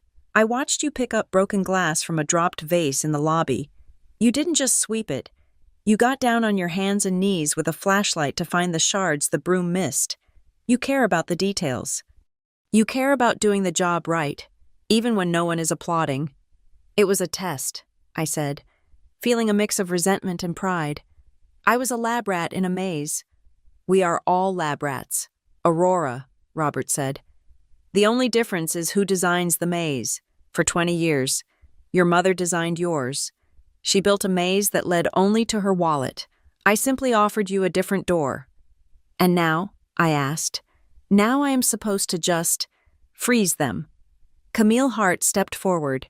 She placed 2 thin folders on the table in front of me. They were bound in dark blue leather, elegant and terrifying. We call this the forensic reality check, Camille said. She opened the first folder. It was a spreadsheet, color-coded and devastatingly detailed. This is a summary of the last 10 years of discretionary spending by the Green household, Camille explained, her finger tracing a line of red ink. Note the pattern. Every time you received a promotion, a bonus, or a tax refund, there is a corresponding emergency in the Green household within 72 hours. I looked at the dates. May 12th, Aurora receives annual bonus. May 14th, Victor Green requests $4,000 for emergency dental surgery. December 10th, Aurora pays off car loan. December 12th, Monica Green claims furnace explosion. Requests $2,500. It was clockwork. They monitored my finances better than the IRS. And here, Camille opened the second folder. This is the audit of Sienna's businesses, the fashion studio, the organic candle shop before that, the lifestyle blog before that. Total capital sunk $340,000 over 8 years. Return on investment 0. Actually, negative. She uses the business accounts to pay for personal travel, spa treatments, and private school tuition for her sons. And they want $48,000 more, I whispered. Correct, Camille said. To pay a penalty for a lease she signed knowing she couldn't afford it. She is banking on the family bailout protocol, which is you. Robert cleared his throat. The sound was dry, like parchment crumbling. I can stop the money, Aurora, he said. I am the grantor. I can close the accounts today. But if I do that, I become the villain again. I become the excuse. They will say, oh, we would have succeeded, but Grandpa Robert cut us off out of spite. They will play the victim card for the rest of their lives, and they will drag you down with them. They will guilt you into supporting them because the monster took their livelihood. He leaned back in his chair. But the night shift clause, that gives the power to you. You are the one who worked for the money. You are the one who scrubbed the floors. If you sign the freeze, it is not tyranny. It is judgment. It is a peer review. They will hate me, I said. They will respect you, Robert countered, or they will fear you. Both are better than being used by them. He pointed a finger at me, his eyes hard. I can freeze their bank accounts, Aurora, but only you can freeze their habits. You are the enabler. You are the safety net. Unless you cut the net, they will never learn to walk on the tightrope. I looked down at the folders. The numbers blurred. I saw my mother's fake smile in the lobby. I saw Sienna assessing my apartment like a vulture inspecting a carcass. I saw my father carrying bags he was too old to carry, following orders he was too weak to question. What happens if I sign? I asked. Total liquidity freeze, Camille said instantly. We decline the loan for the studio. We suspend the monthly stipends for review. We revoke the credit cards. We place the entire branch into receivership, meaning they have to submit receipts for groceries and rent to get reimbursed. No more cash. No more miscellaneous expenses. It is a financial-induced coma, Robert added. To stop the bleeding. Camille slid a heavy fountain pen across the polished wood. It stopped exactly parallel to the folders. They will be here in 20 minutes, Camille said, glancing at her watch.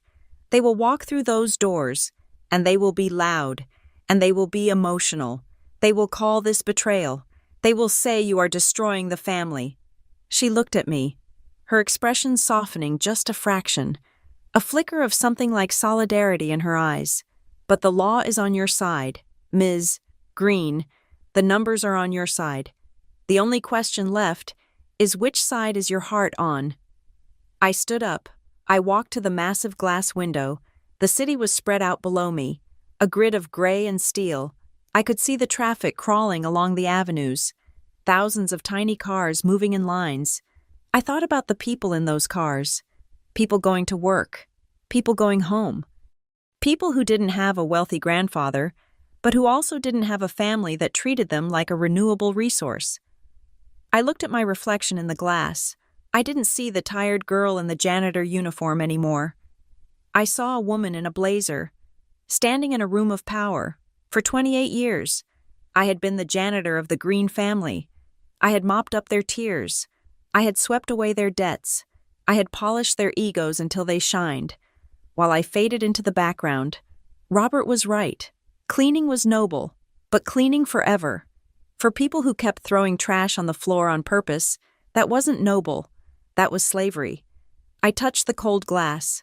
I wasn't going to clean the mess this time. I was going to lock the door to the room. If I do this, I said to the reflection, I want one thing. Name it, Robert said from behind me. I turned around. The boys, I said. Leo and Sam. They are innocent. I won't let them be collateral damage.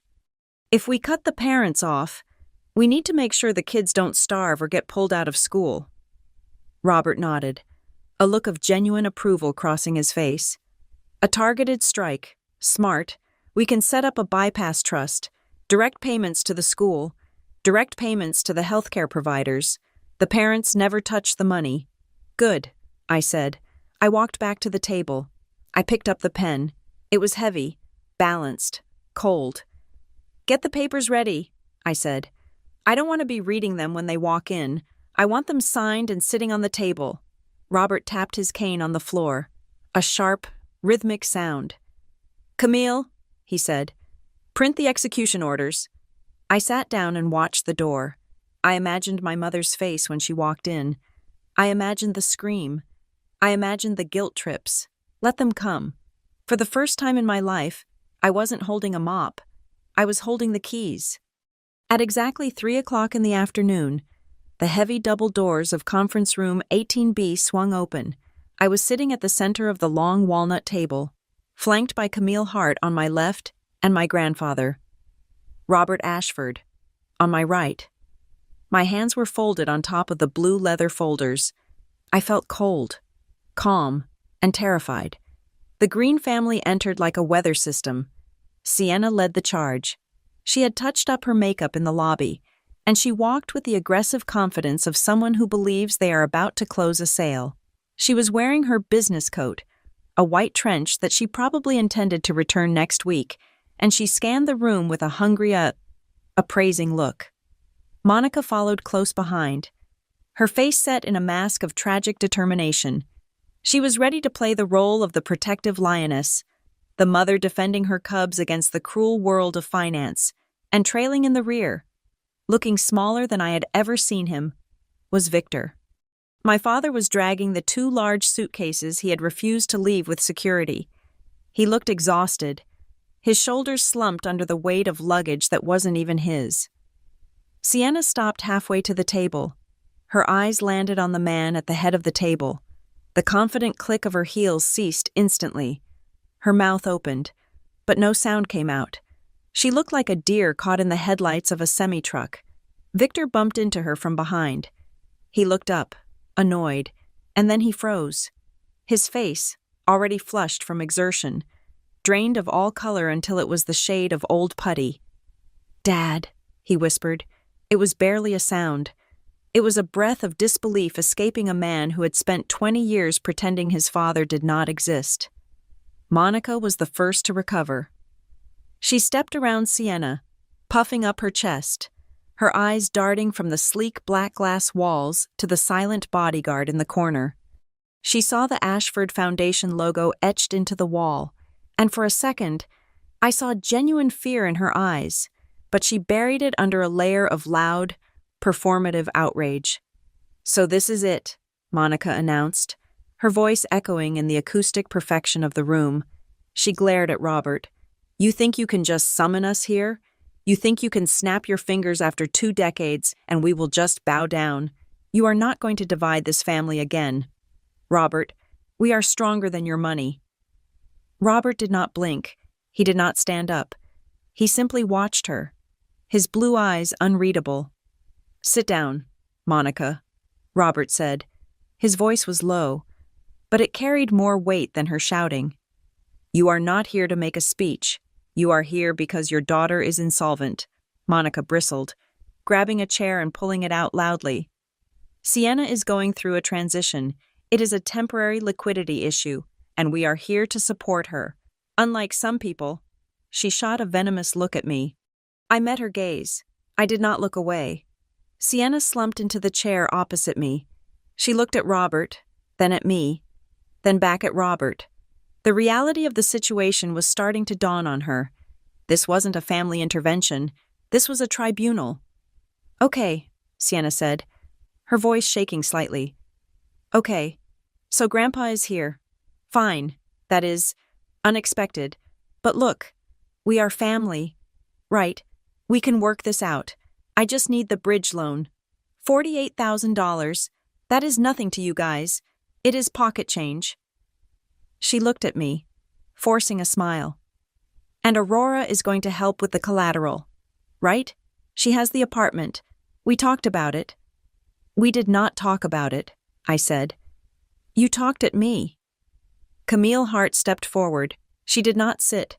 She stood by a large monitor mounted on the wall, holding a remote control.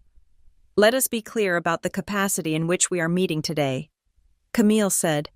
Her tone was surgical. "This is a formal review of the Green family disbursements under the Ashford Legacy Trust. Presiding over this meeting is Mr. Robert Ashford, primary grantor, and acting as the temporary signatory trustee, with full executive veto power, is Ms. Aurora Green." Sienna let out a sharp, incredulous laugh.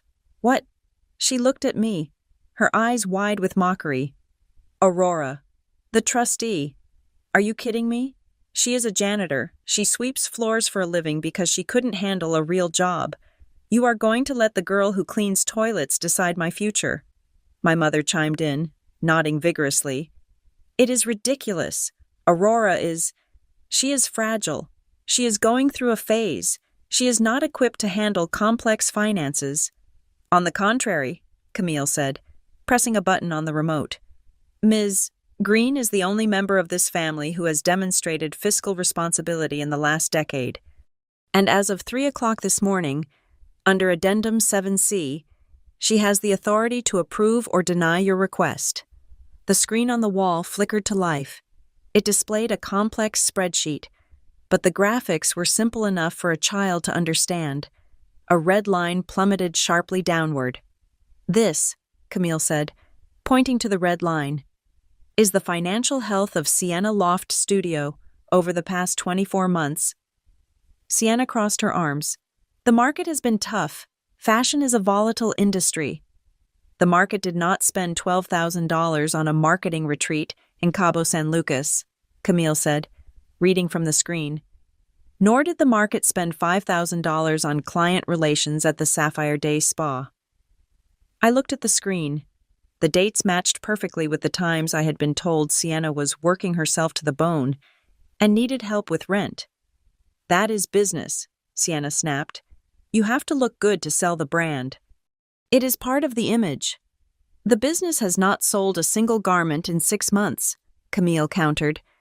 According to your own tax filings, your inventory has remained static. You are not running a studio, Ms.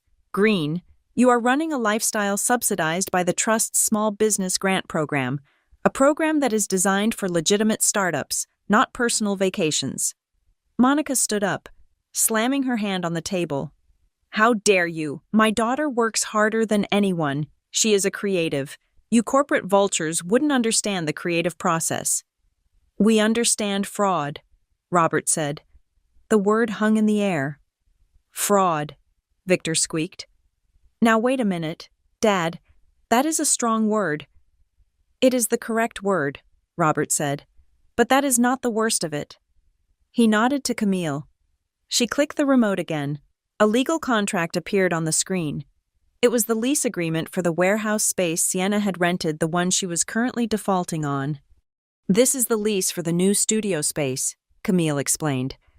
Sienna signed it 3 months ago. The penalty for breaking the lease early is indeed $48,000. See, Monica said triumphantly, it is a predatory lease. We are the victims here. We need the money to pay the landlord and get out. Let us look at Clause 14, Camille said. She zoomed in on a paragraph at the bottom of the page. I read the text on the screen. My blood ran cold. Family bailout bonus. Termination fee. In the event that the tenant defaults and the outstanding balance is paid in full by a third-party family member or guarantor, the landlord agrees to remit a consultation fee of $10,000 directly to the personal account of the original tenant. I stared at the words. I had to read them 3 times to make sure I wasn't hallucinating. What is that? I asked, my voice barely a whisper. It is a kickback, Camille said brutally. Sienna negotiated a deal with the landlord. He knew she was a credit risk, so she offered him a guarantee her family would pay. And in exchange for bringing him a full payout from a wealthy relative, she gets a cut, $10,000. I turned to look at my sister. Sienna was staring at the table, her face burning a bright, blotchy red. If I paid the $48,000, I said, my voice rising, you would have made $10,000 profit from my savings. I needed cash to move, Sienna stammered. I have to put a deposit on a new apartment. I couldn't just leave with nothing. Aurora, you have so much saved up. You wouldn't even miss it. I looked at my mother. Monica was staring at the screen, her mouth agape. Sienna, Monica whispered, you told me the landlord was threatening to sue. You said we were going to lose everything. We were, Sienna cried. But I made a deal. I was being smart. Mom, I was leveraging the situation. Why does it matter where the money comes from, as long as the problem is solved? Because you were asking your sister to sell her home, I said. You were asking me to move back into my childhood bedroom and give up my independence so you could pocket $10,000.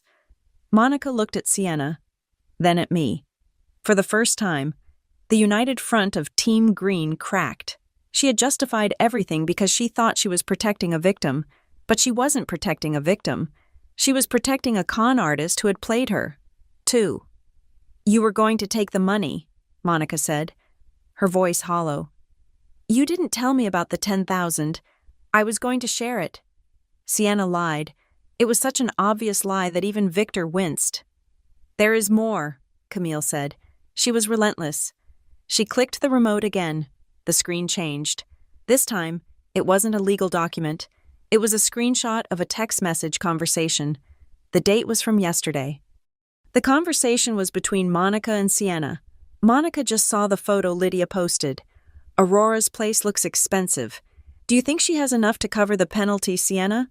She has it. She never spends anything. She is a hoarder. Monica. I don't know if she will agree. She has been distant lately. Sienna. She will agree. Just go down there with the boys. Surprise her. Guilt trip her about the family being together. She acts tough, but she is weak. She never says no when we put her on the spot, especially not in front of the kids. She never says no. The words were blown up on the 60-inch screen in high definition. I stared at them. I felt a physical pain in my chest, like a rib had just snapped. She acts tough, but she is weak. I looked at my mother.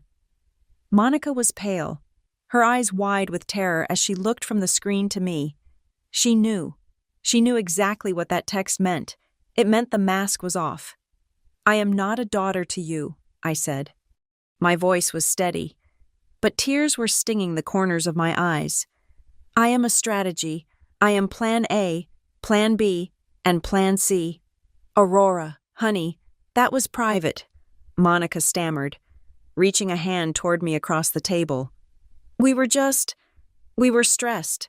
People say things they don't mean when they are stressed. You meant it, I said. You banked on it. You flew 3 hours and dragged my father here because you were absolutely certain that if you cornered me, I would fold, because I always fold. I turned to Victor. He was sitting with his head in his hands, unable to look at the screen or at me. And you, I said. You knew. You always know. You just let them do it. I didn't know about the $10,000. Victor mumbled into his palms. I swear. Aurora. I didn't know Sienna was taking a kickback. But you knew about the letters, Robert said. His voice cut through the room like a gavel. Victor looked up, startled. What? The letters I sent to Aurora, Robert said. For 20 years. The birthday cards. The scholarship offers. The invitations to spend the summer at the lake house. You knew Monica was throwing them away. Victor opened his mouth to argue, then closed it. He looked at Monica, then at his father. The weight of 20 years of cowardice was pressing down on him. She said it was for the best, Victor whispered. She said you would just try to control us. She said we had to protect the girls from your influence. You didn't protect them, Robert said. You isolated them. You kept Aurora in the dark, so she would think she had no one else to turn to but this. He gestured vaguely at Monica and Sienna. This cannibalistic little unit you call a family. I chose to trust my wife, Victor said, his voice weak. It was easier than fighting her. Easier for you, I said. Harder for me. The room fell into a deep, heavy silence. The only sound was the hum of the projector fan. Sienna was sullen, picking at a loose thread on her coat. Monica was weeping softly, but it felt performative, a last-ditch effort to garner sympathy. Victor looked like a man who wanted to dissolve into the floor. Camille turned off the screen. The black glass went dark, reflecting our distorted faces. The audit is complete, Camille said. She placed her hands on the table. The facts are indisputable. The Green family branch is hemorrhaging capital into a non-viable business entity, facilitated by fraud and emotional coercion. She turned her gaze to me. Ms. Green, the trust is currently bleeding. Every day we wait, more resources are diverted to cover these manufactured emergencies. The question legally is very simple. She slid the pen toward my hand. Do you want to stop the bleeding? I looked at the pen. Then I looked at my family. Sienna looked up, her eyes narrowing. You can't do this, Aurora. You can't just cut us off. We are your blood. Blood is what you are losing, I said. Money is just the bandage you are using to hide the wound. I picked up the pen. It felt cool against my skin. I am not doing this to hurt you, I said to them. I am doing this because for the first time in my life, I am the one holding the checkbook, and I am not buying the lie anymore. Aurora, please, Monica cried out, standing up. Think about the boys. Think about Leo and Sam. I am thinking about them, I said. That is why I am signing. I looked at Robert. He gave me a single, almost imperceptible nod. It was the same look he had given me when I cleaned the coffee stain off the marble floor perfectly.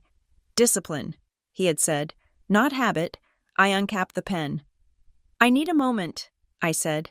My voice was steady, but my hands were vibrating against the leather of the folder. The air in conference room 18B had become thick, choked with the carbon dioxide of my mother's sobbing and the desperate, sour smell of my sister's panic.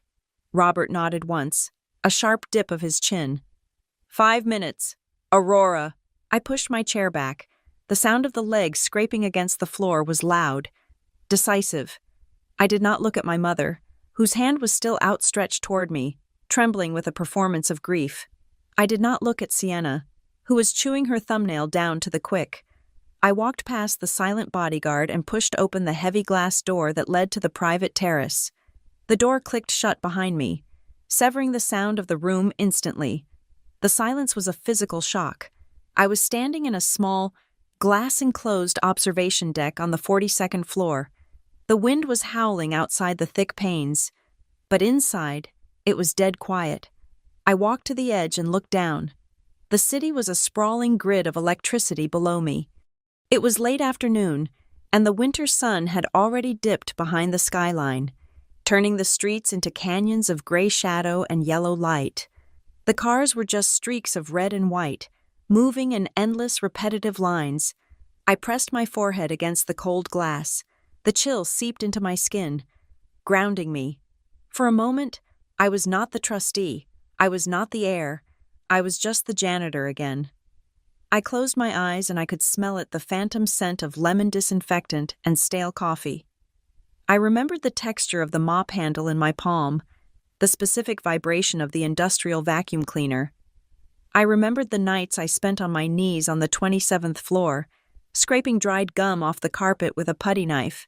My whole life had been about cleaning. It started long before Northline, when I was 10. I was cleaning up the emotional wreckage after my father lost his job and my mother spent 3 days in bed crying about how unfair the world was. I made the soup. I answered the phone. I told the creditors that my parents were not home. When I was 18, I cleaned up Sienna's first academic scandal, writing her essay for her so she wouldn't fail English and lose her social standing. When I was 25, I cleaned up the financial debris of the candle business, transferring my savings to cover her vendor debts so she wouldn't get sued. I was the designated sweeper. I was the person who came in after the party was over, when the lights were harsh and the music was off, to pick up the broken glass and wipe away the vomit. I made the world shiny again so they could come back the next morning and trash it all over again. I looked at my hands. They were dry from months of harsh chemicals. I am tired of sweeping, I whispered to the glass. My phone buzzed in my blazer pocket. I pulled it out, half expecting another assault from the Team Green chat, another guilt trip, another picture of a sad turkey. But it wasn't them. The name on the screen was simply Noah. I felt a tightness in my throat. Noah was a software engineer living in Seattle. We had been dating long distance for 8 months. I had never told my family about him, not once. I had never posted a picture of him. I had never mentioned his name at dinner. Why? Because I knew exactly what would happen. My mother would Google his salary. Sienna would ask if he could build a website for her studio for free. My father would make awkward jokes about when we were getting married so he could offload me to another provider. I had kept Noah hidden in an airtight box, protecting him from the infection of my family. I opened the message. Noah. Just saw the time. I know you are probably in the middle of the family hurricane right now. Just remember what we talked about last night. Whatever you decide to do, make sure the decision is for Aurora, not to soothe the screaming, not to stop the crying. Do it for the woman who wakes up in the quiet. I love you. I read it twice. Make sure the decision is for Aurora. It was such a foreign concept. Every decision I had made for a decade, my major, my job at Helix Corps, my apartment choice had been calculated to minimize friction with my family. I chose a high-paying career so I could loan them money. I lived simply so I would have reserves for their emergencies. Even taking the janitor job was a reaction to them, a way to hide. My phone buzzed again. This time it was Aunt Lydia. Lydia was my father's younger sister, the black sheep who had moved to the suburbs and refused to engage in the family drama. She was the one watching the boys right now. Lydia. Do the right thing. Honey, not the easy thing. The boys are fine. We are making pizza. They are safe here. They just want peace. Look what Leo drew for you. An image loaded on the screen. It was a drawing done in crayon on construction paper. It showed a stick figure with long brown hair holding a purple broom. The figure was smiling. Above it, in wobbly block letters, it said, "For Aunt Aurora, Super Sweeper." I stared at the purple broom. My nephews didn't see me as a bank. They didn't care about my credit score or my job title. They saw the broom. To them, the fact that I cleaned things wasn't shameful. It was a superpower. I was the one who made things okay. But the adults had taken that love and weaponized it. They used the boys as hostages. Do it for the kids. Monica had screamed. Think of the nephews. Sienna had pleaded. They held a gun to the children's future and told me to empty the register, or else it would be my fault when they pulled the trigger. I lowered the phone. A memory from my days at Helix Core Diagnostics surfaced, sharp and clinical. I was back in the lab, wearing my white coat. We were working with cell cultures. Sometimes, a sample would get infected. A bacteria would get into the petri dish and start consuming the healthy cells. It was aggressive. It was fast. When that happened, you didn't try to negotiate with the bacteria. You didn't add more nutrients to the dish, hoping the bacteria would get full and stop eating. If you fed it, it just grew faster. It consumed everything until the environment was dead. No, you didn't feed it. You froze it. We used liquid nitrogen. We put the sample into deep freeze, cryogenic stasis. It stopped all biological activity instantly. It didn't kill the cells, but it stopped the replication. It stopped the rot. It bought you time to analyze the problem, to separate the healthy tissue from the disease, without the pressure of active decay. I looked down at the traffic again. I realized then that I had been approaching this all wrong. I had been approaching my family like a janitor. A janitor deals with consequences. A janitor waits for the mess to happen, then reacts. A spill happens. I wipe it up. A debt happens. I pay it off. An emotional crisis happens. I soothe it. But cleaning never stops the source of the dirt. As long as I was holding the mop, they would keep throwing things on the floor because they knew I was there to catch it. I needed to stop being a janitor. I needed to be a scientist. I needed to initiate a deep freeze. The realization hit me with the force of a physical blow. It wasn't about punishment. It wasn't about revenge. Revenge is hot.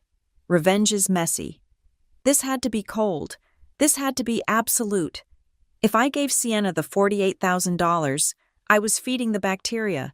She would learn nothing. She would burn through it, keep the $10,000 kickback, and be back in 6 months with a bigger debt. If I let my mother control the narrative, she would continue to consume everyone around her. I had to stop the motion. I had to stop the cycle. I looked at the reflection of my face in the dark glass. I didn't look scared anymore. The trembling in my hands had stopped. I pulled up the text thread with Camille Hart. My fingers moved across the screen, typing the words that would detonate my old life. Aurora. When I come back inside, have the execution orders ready on the table. Put them right in front of me. I do not need to see any more slides. I do not need any more convincing. Camille understood. I switched to the thread with Noah. Aurora. I am not going to clean up this mess anymore. I am going to cut the power source. It is going to get ugly, but it is the only way to stop it. I am doing this for me. When I am done, I will call you. I love you. I put the phone back in my pocket. I took a deep breath, filling my lungs with the recycled air of the glass box. I looked at the city one last time. Somewhere down there, in the bowels of the Northline building, there was a janitor closet with my name on the locker. There was a cart with a wobbly wheel. There were floors waiting to be swept, but I wasn't going back there. And I wasn't going back to the terrified girl who ate cold pizza on her birthday while her family celebrated without her. I turned around. Through the glass door. I could see them.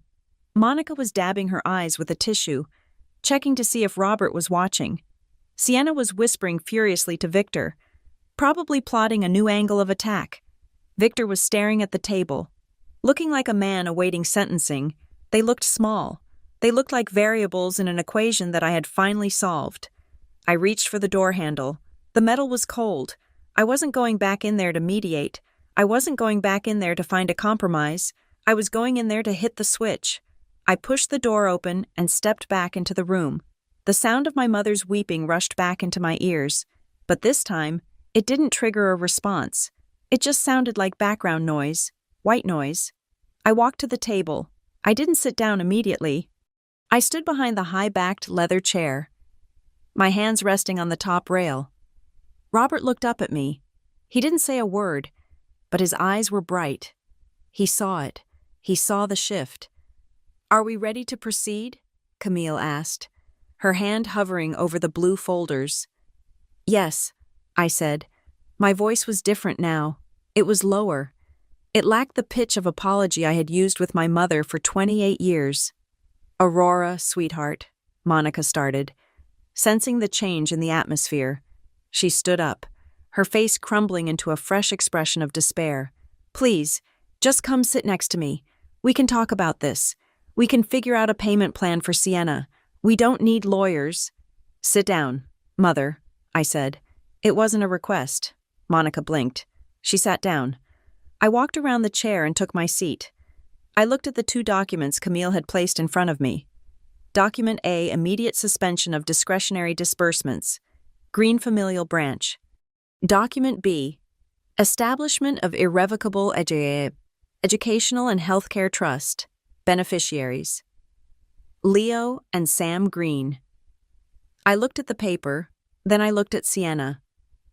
"You asked me if I wanted to help the family," I said. Sienna nodded eagerly, mistaking my calmness for surrender. "Yes, exactly. That is all we want. Aurora, just help us get through this patch." "I am going to help," I said. "I am going to do exactly what a responsible trustee should do." I uncapped the pen. The cap made a sharp click that echoed in the silent room. "I am going to make sure you never have the opportunity to dig a hole this deep again." I lowered the pen to the paper. The freeze was beginning. When I stepped back into the conference room, the atmosphere had shifted from panic to a heavy, suffocating dread. It felt like walking into a hospital waiting room where the doctor has just come out with bad news, and everyone knows it before a word is spoken. My mother, Monica, had stopped her theatrical sobbing. Now, she was just weeping quietly, her eyes red and swollen, clutching a tissue that was shredding in her grip. She looked older than she had 10 minutes ago. The mask of the perfect suburban matriarch had melted away, leaving behind a terrified woman who realized her credit card was about to be declined for the last time. Sienna was standing behind her chair, leaning against the high backrest. Her arms were crossed so tightly across her chest that her knuckles were white. She glared at me with a look of pure, unadulterated betrayal. It was the look she used to give me when we were children, and I refused to lie to our parents about who broke the vase. Only now, the stakes were not a broken vase. The stakes were her livelihood. My father, Victor, was almost invisible. He sat slumped in his chair, his head bowed, staring at his hands as if they belonged to a stranger. He looked small. He looked like a man who had spent 20 years avoiding a collision, only to realize he had been driving the car off a cliff the entire time. I walked to my seat. The silence was absolute. Even the hum of the air conditioning seemed to have paused. Camille Hart was waiting. She did not look at my family. She looked only at me.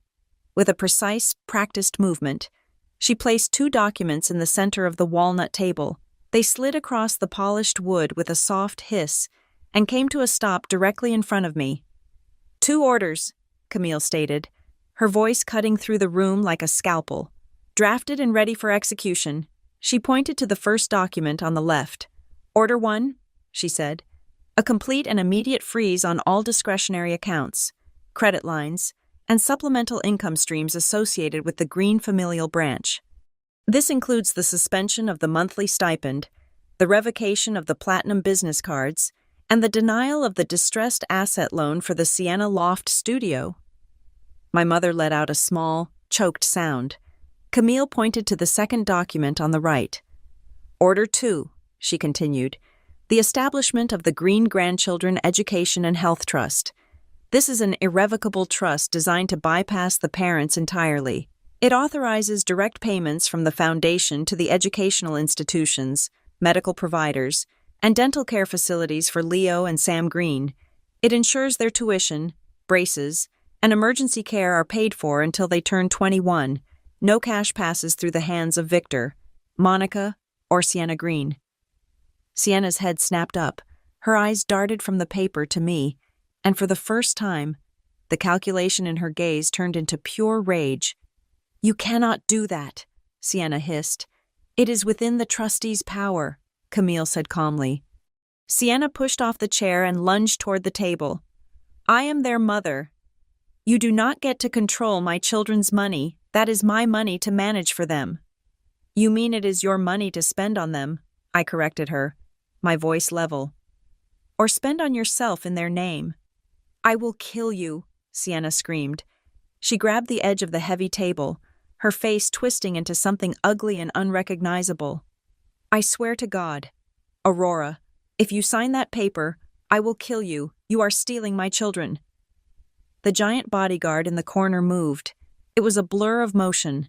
In less than a second, he had stepped forward, placing his massive frame between Sienna and me. He did not touch her. He just stood there, a wall of muscle and dark fabric, waiting for her to make contact.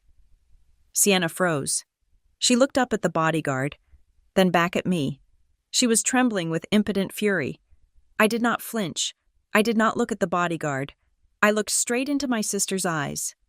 I saw the panic behind the rage. She wasn't angry because I was hurting her children. She was angry because I was taking away her human shields. She knew that as long as the boys were needy, she could demand money. If I fixed the boys' needs directly, she lost her leverage. "Sit down, Sienna," I said. "You are a monster," she spat. But she backed away, sinking into her chair. Then it was my mother's turn. She didn't scream. She knew screaming didn't work on me. She went for the old weapon, the weapon that had worked for 28 years. "Rory Bear," she whispered, using the nickname she hadn't used since I was 6. She reached across the table, her hand shaking, palm up, begging.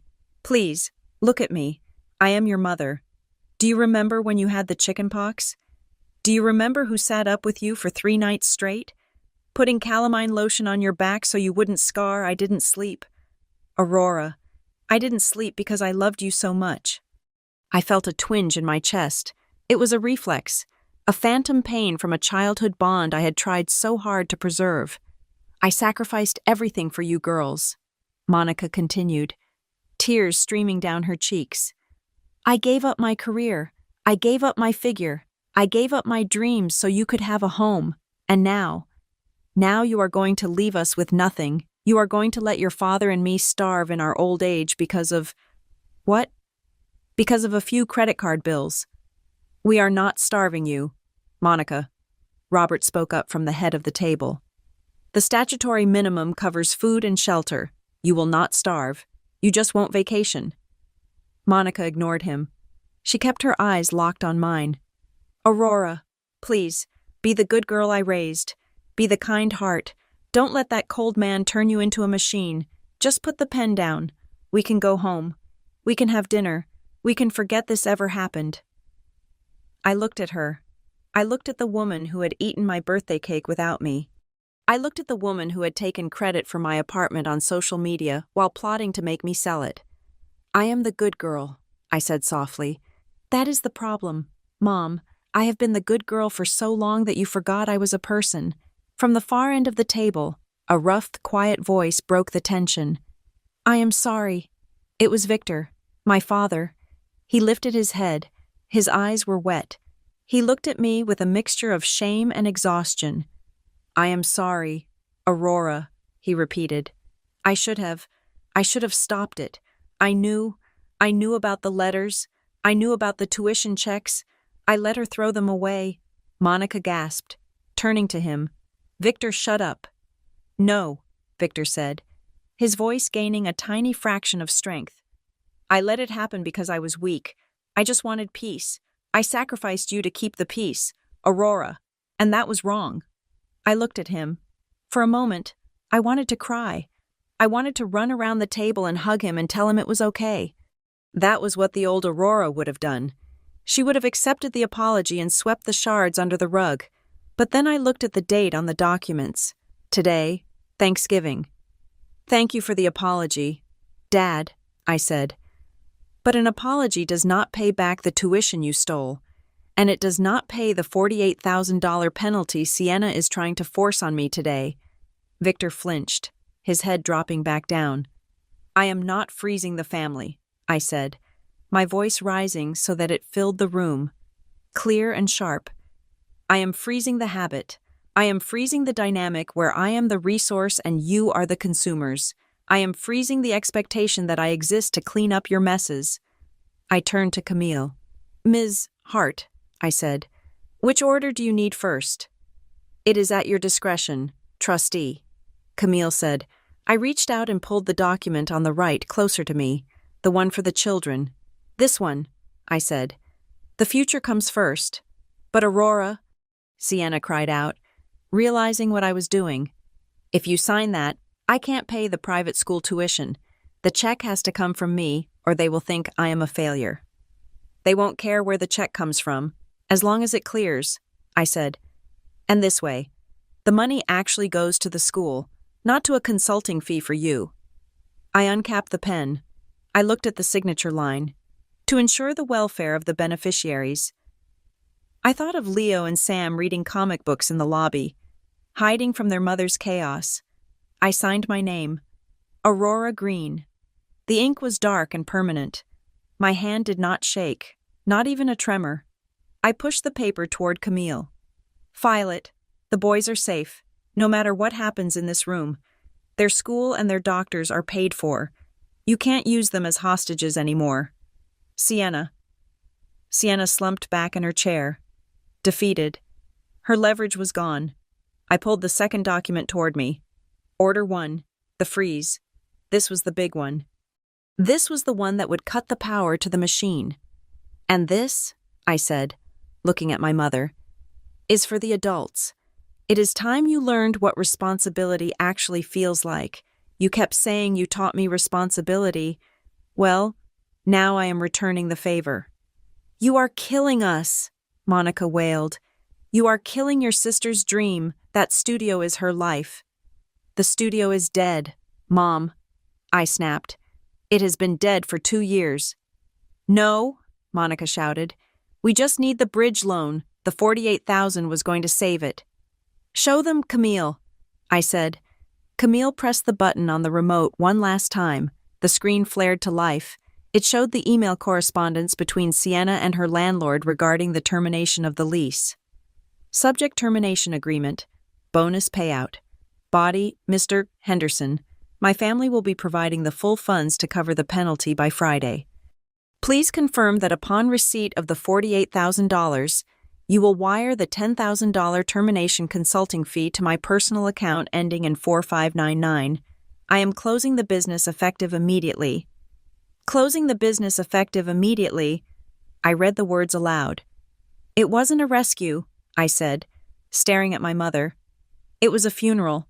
She was closing the studio anyway. The money wasn't to keep it open. It was to pay the exit fee so she could walk away with a $10,000 bonus in her pocket. Monica stared at the screen. She read the words. Her mouth opened and closed like a fish out of water. She looked at Sienna. Sienna didn't deny it. She just looked away, staring at the black glass wall, her face hard and sullen.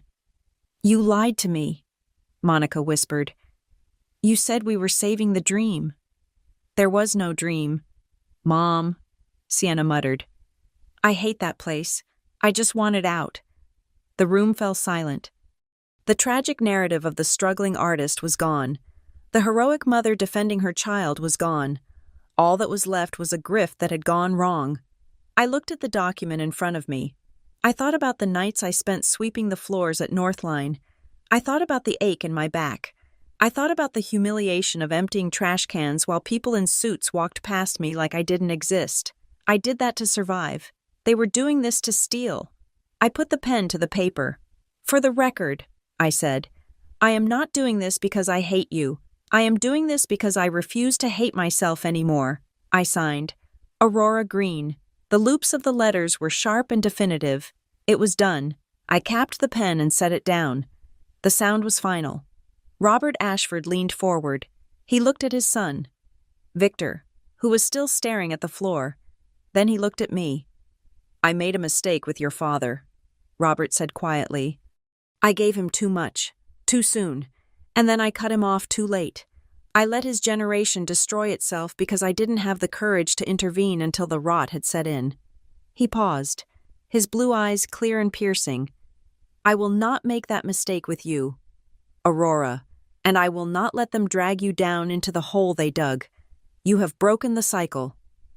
At the corner of the room, a small laser printer hummed to life. It was a quiet, rhythmic whirring sound. Krutchk, krutchk. It spat out 2 sheets of paper, the executed copies of the orders I had just signed. Camille walked over, picked them up, and stapled them with a crisp, metallic clack. She walked back to the table and placed the copies in front of my family. It is done, Camille announced. Her voice was devoid of emotion. As of this moment, the bank accounts associated with the Green Trust distribution have been suspended. The credit cards will no longer function. The loan application has been formally denied. She looked at Monica and Sienna. From tomorrow morning, if you wish to spend money from the trust for anything other than basic groceries or utilities, you will need to submit a formal request. She pointed a manicured finger at me. And Ms. Green is the only person in the world who has the authority to approve it. The power in the room shifted so violently, I could almost feel the air pressure change. 10 minutes ago, they had walked in here thinking I was their prey. Now, I was their warden. I looked at my mother. She looked at me with fear. Not anger anymore. Fear. She realized that the daughter who could never say no had just said the biggest no of her life. Happy Thanksgiving, I said. The sound of the pen hitting the table echoed like a gavel strike in the silence of conference room 18B. Sienna let out a breath that sounded like a tire deflating. Her hands, which had been gripping the edge of the table in a white-knuckled rage, went slack. She slumped back into her leather chair, her body folding in on itself. The fight had left her. She knew the math. Without the $48,000 from the trust to cover her penalty, and without the $10,000 kickback she had secretly negotiated for herself, she was not just broke. She was exposed. The weapon she had used against me for a decade, the welfare of her children, had been neutralized. I had taken the boys out of the equation by paying for their future directly. She had nothing left to bargain with. My mother, Monica, stared at the signed documents in the center of the table. Her face went through a rapid transformation. The anger vanished, replaced by a dawn of genuine, terrifying comprehension. For the first time in her life, the safety net was gone. There was no later. There was no Aurora will fix it. You have destroyed us, Monica whispered. Her voice trembled, but it wasn't the theatrical tremble she used for guilt trips. It was the sound of actual fear. This family is going to fall apart because of you, Aurora. I looked at her, and I felt a strange lightness in my chest. For 28 years. Hearing those words would have crushed me. I would have scrambled to apologize, to fix it, to glue the cracks back together with my own money and sanity. But today, the words did not sound like a curse. They sounded like a promise. If the family falls apart because the money stopped, I said, my voice calm and clear, then it was never a family. Mom, it was a payroll. Monica flinched as if I had slapped her. She looked toward Victor for support. But my father was staring at the black glass wall, looking at his own reflection. Victor sat opposite the man he had spent a lifetime avoiding. He looked at Robert Ashford, the billionaire father he had painted as a villain, and then he looked at me, the daughter he had sacrificed to keep the peace. "I thought," Victor started, his voice hoarse. "I thought if I just let Monica handle the money, we would be happy. I just wanted everyone to be happy." "You didn't want happiness, Dad," I said, gentle but firm. "You wanted ease, and you let me carry the weight of that ease, but I am done carrying it." I stood up. The movement was sharp. "From this moment on," I said, addressing all three of them, "the dynamic changes. I am not the bank. I am not the fixer. And I am certainly not the obedient little girl who eats cold pizza while you celebrate without her." I picked up my purse from the floor. "If you want to be a part of my life, we are going to have a relationship, a real one.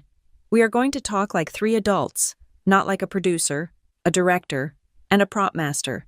You can call me to ask how I am. You can call me to tell me about your day. But the moment, the absolute second, the conversation turns to money, the call ends, and I will not pick up again for a month." I looked at Sienna. She was staring at the table, her eyes empty.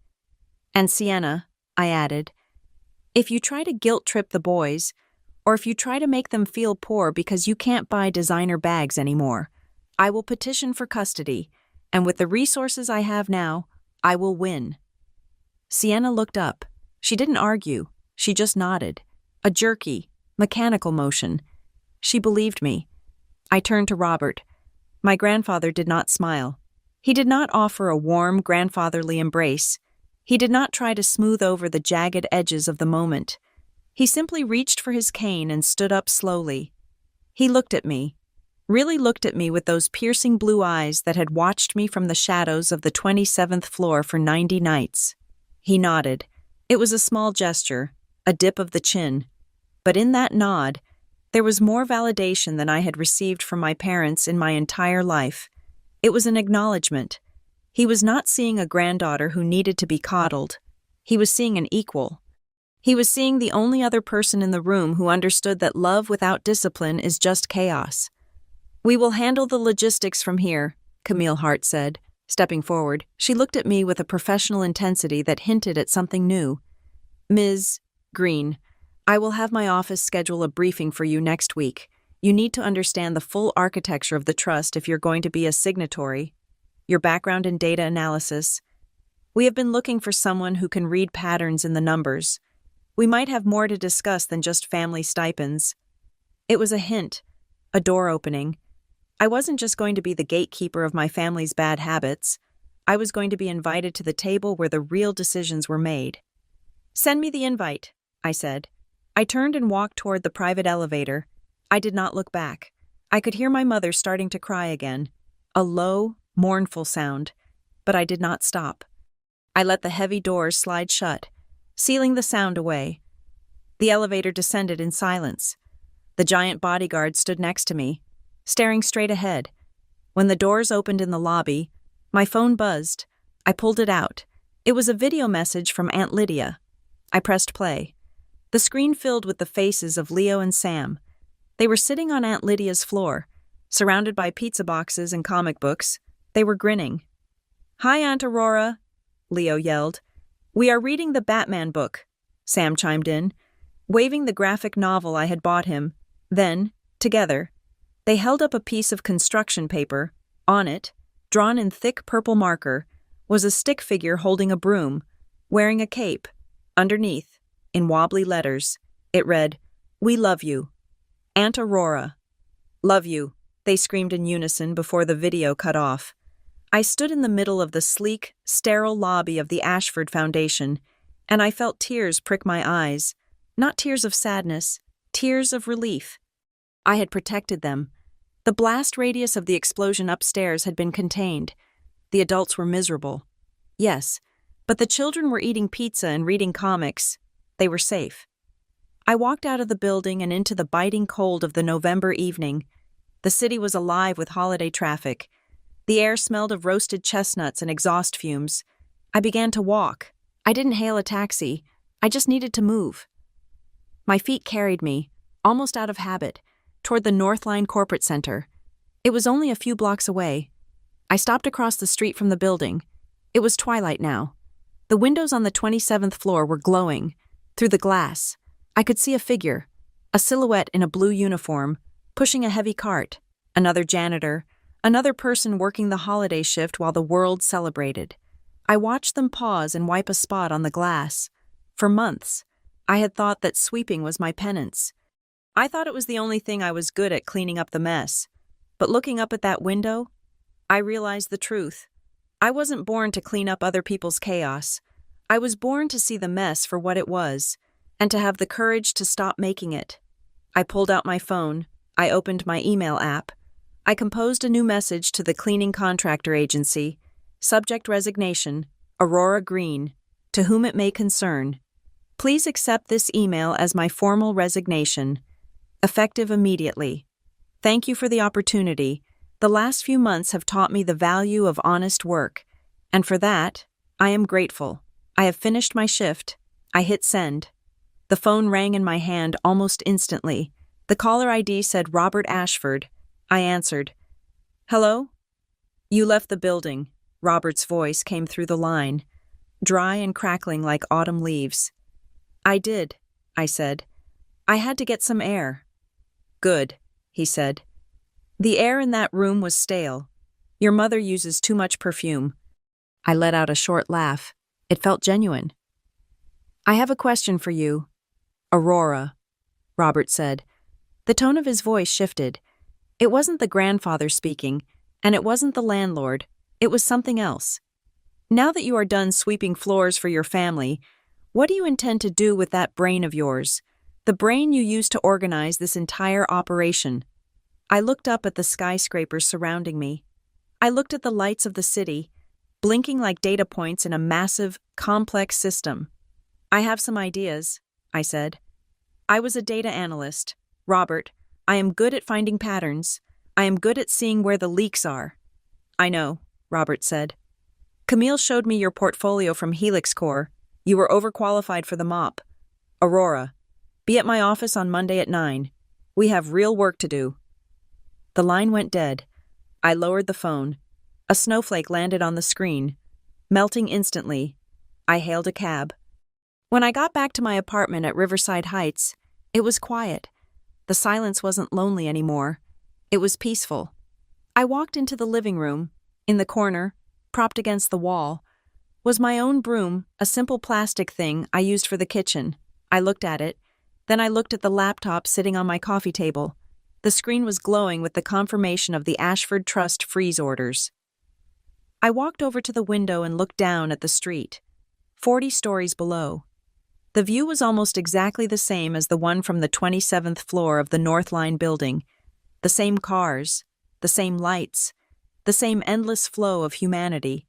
But the reflection in the glass was different. I wasn't the girl hiding in a uniform anymore. I wasn't the daughter begging for approval.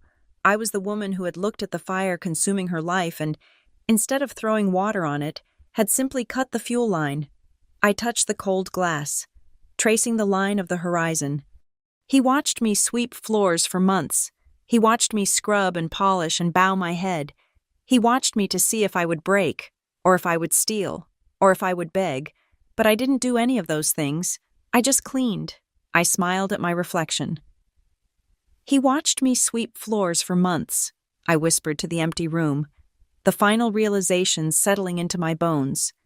He watched to see if I knew how to keep things clean, but it turns out, the day I learned to stop cleaning up my family's trash, that was the day he finally recognized me as his granddaughter. Thank you so much for listening to this story. I would love to know where you are tuning in from. Please drop a comment below with your country or city. Let's see how far this story has traveled. If you enjoyed Aurora's journey, please make sure to subscribe to the Maya Revenge Stories channel. Hit that like button to support us, and smash the hype button so more people can hear this story. Your support means the world to us.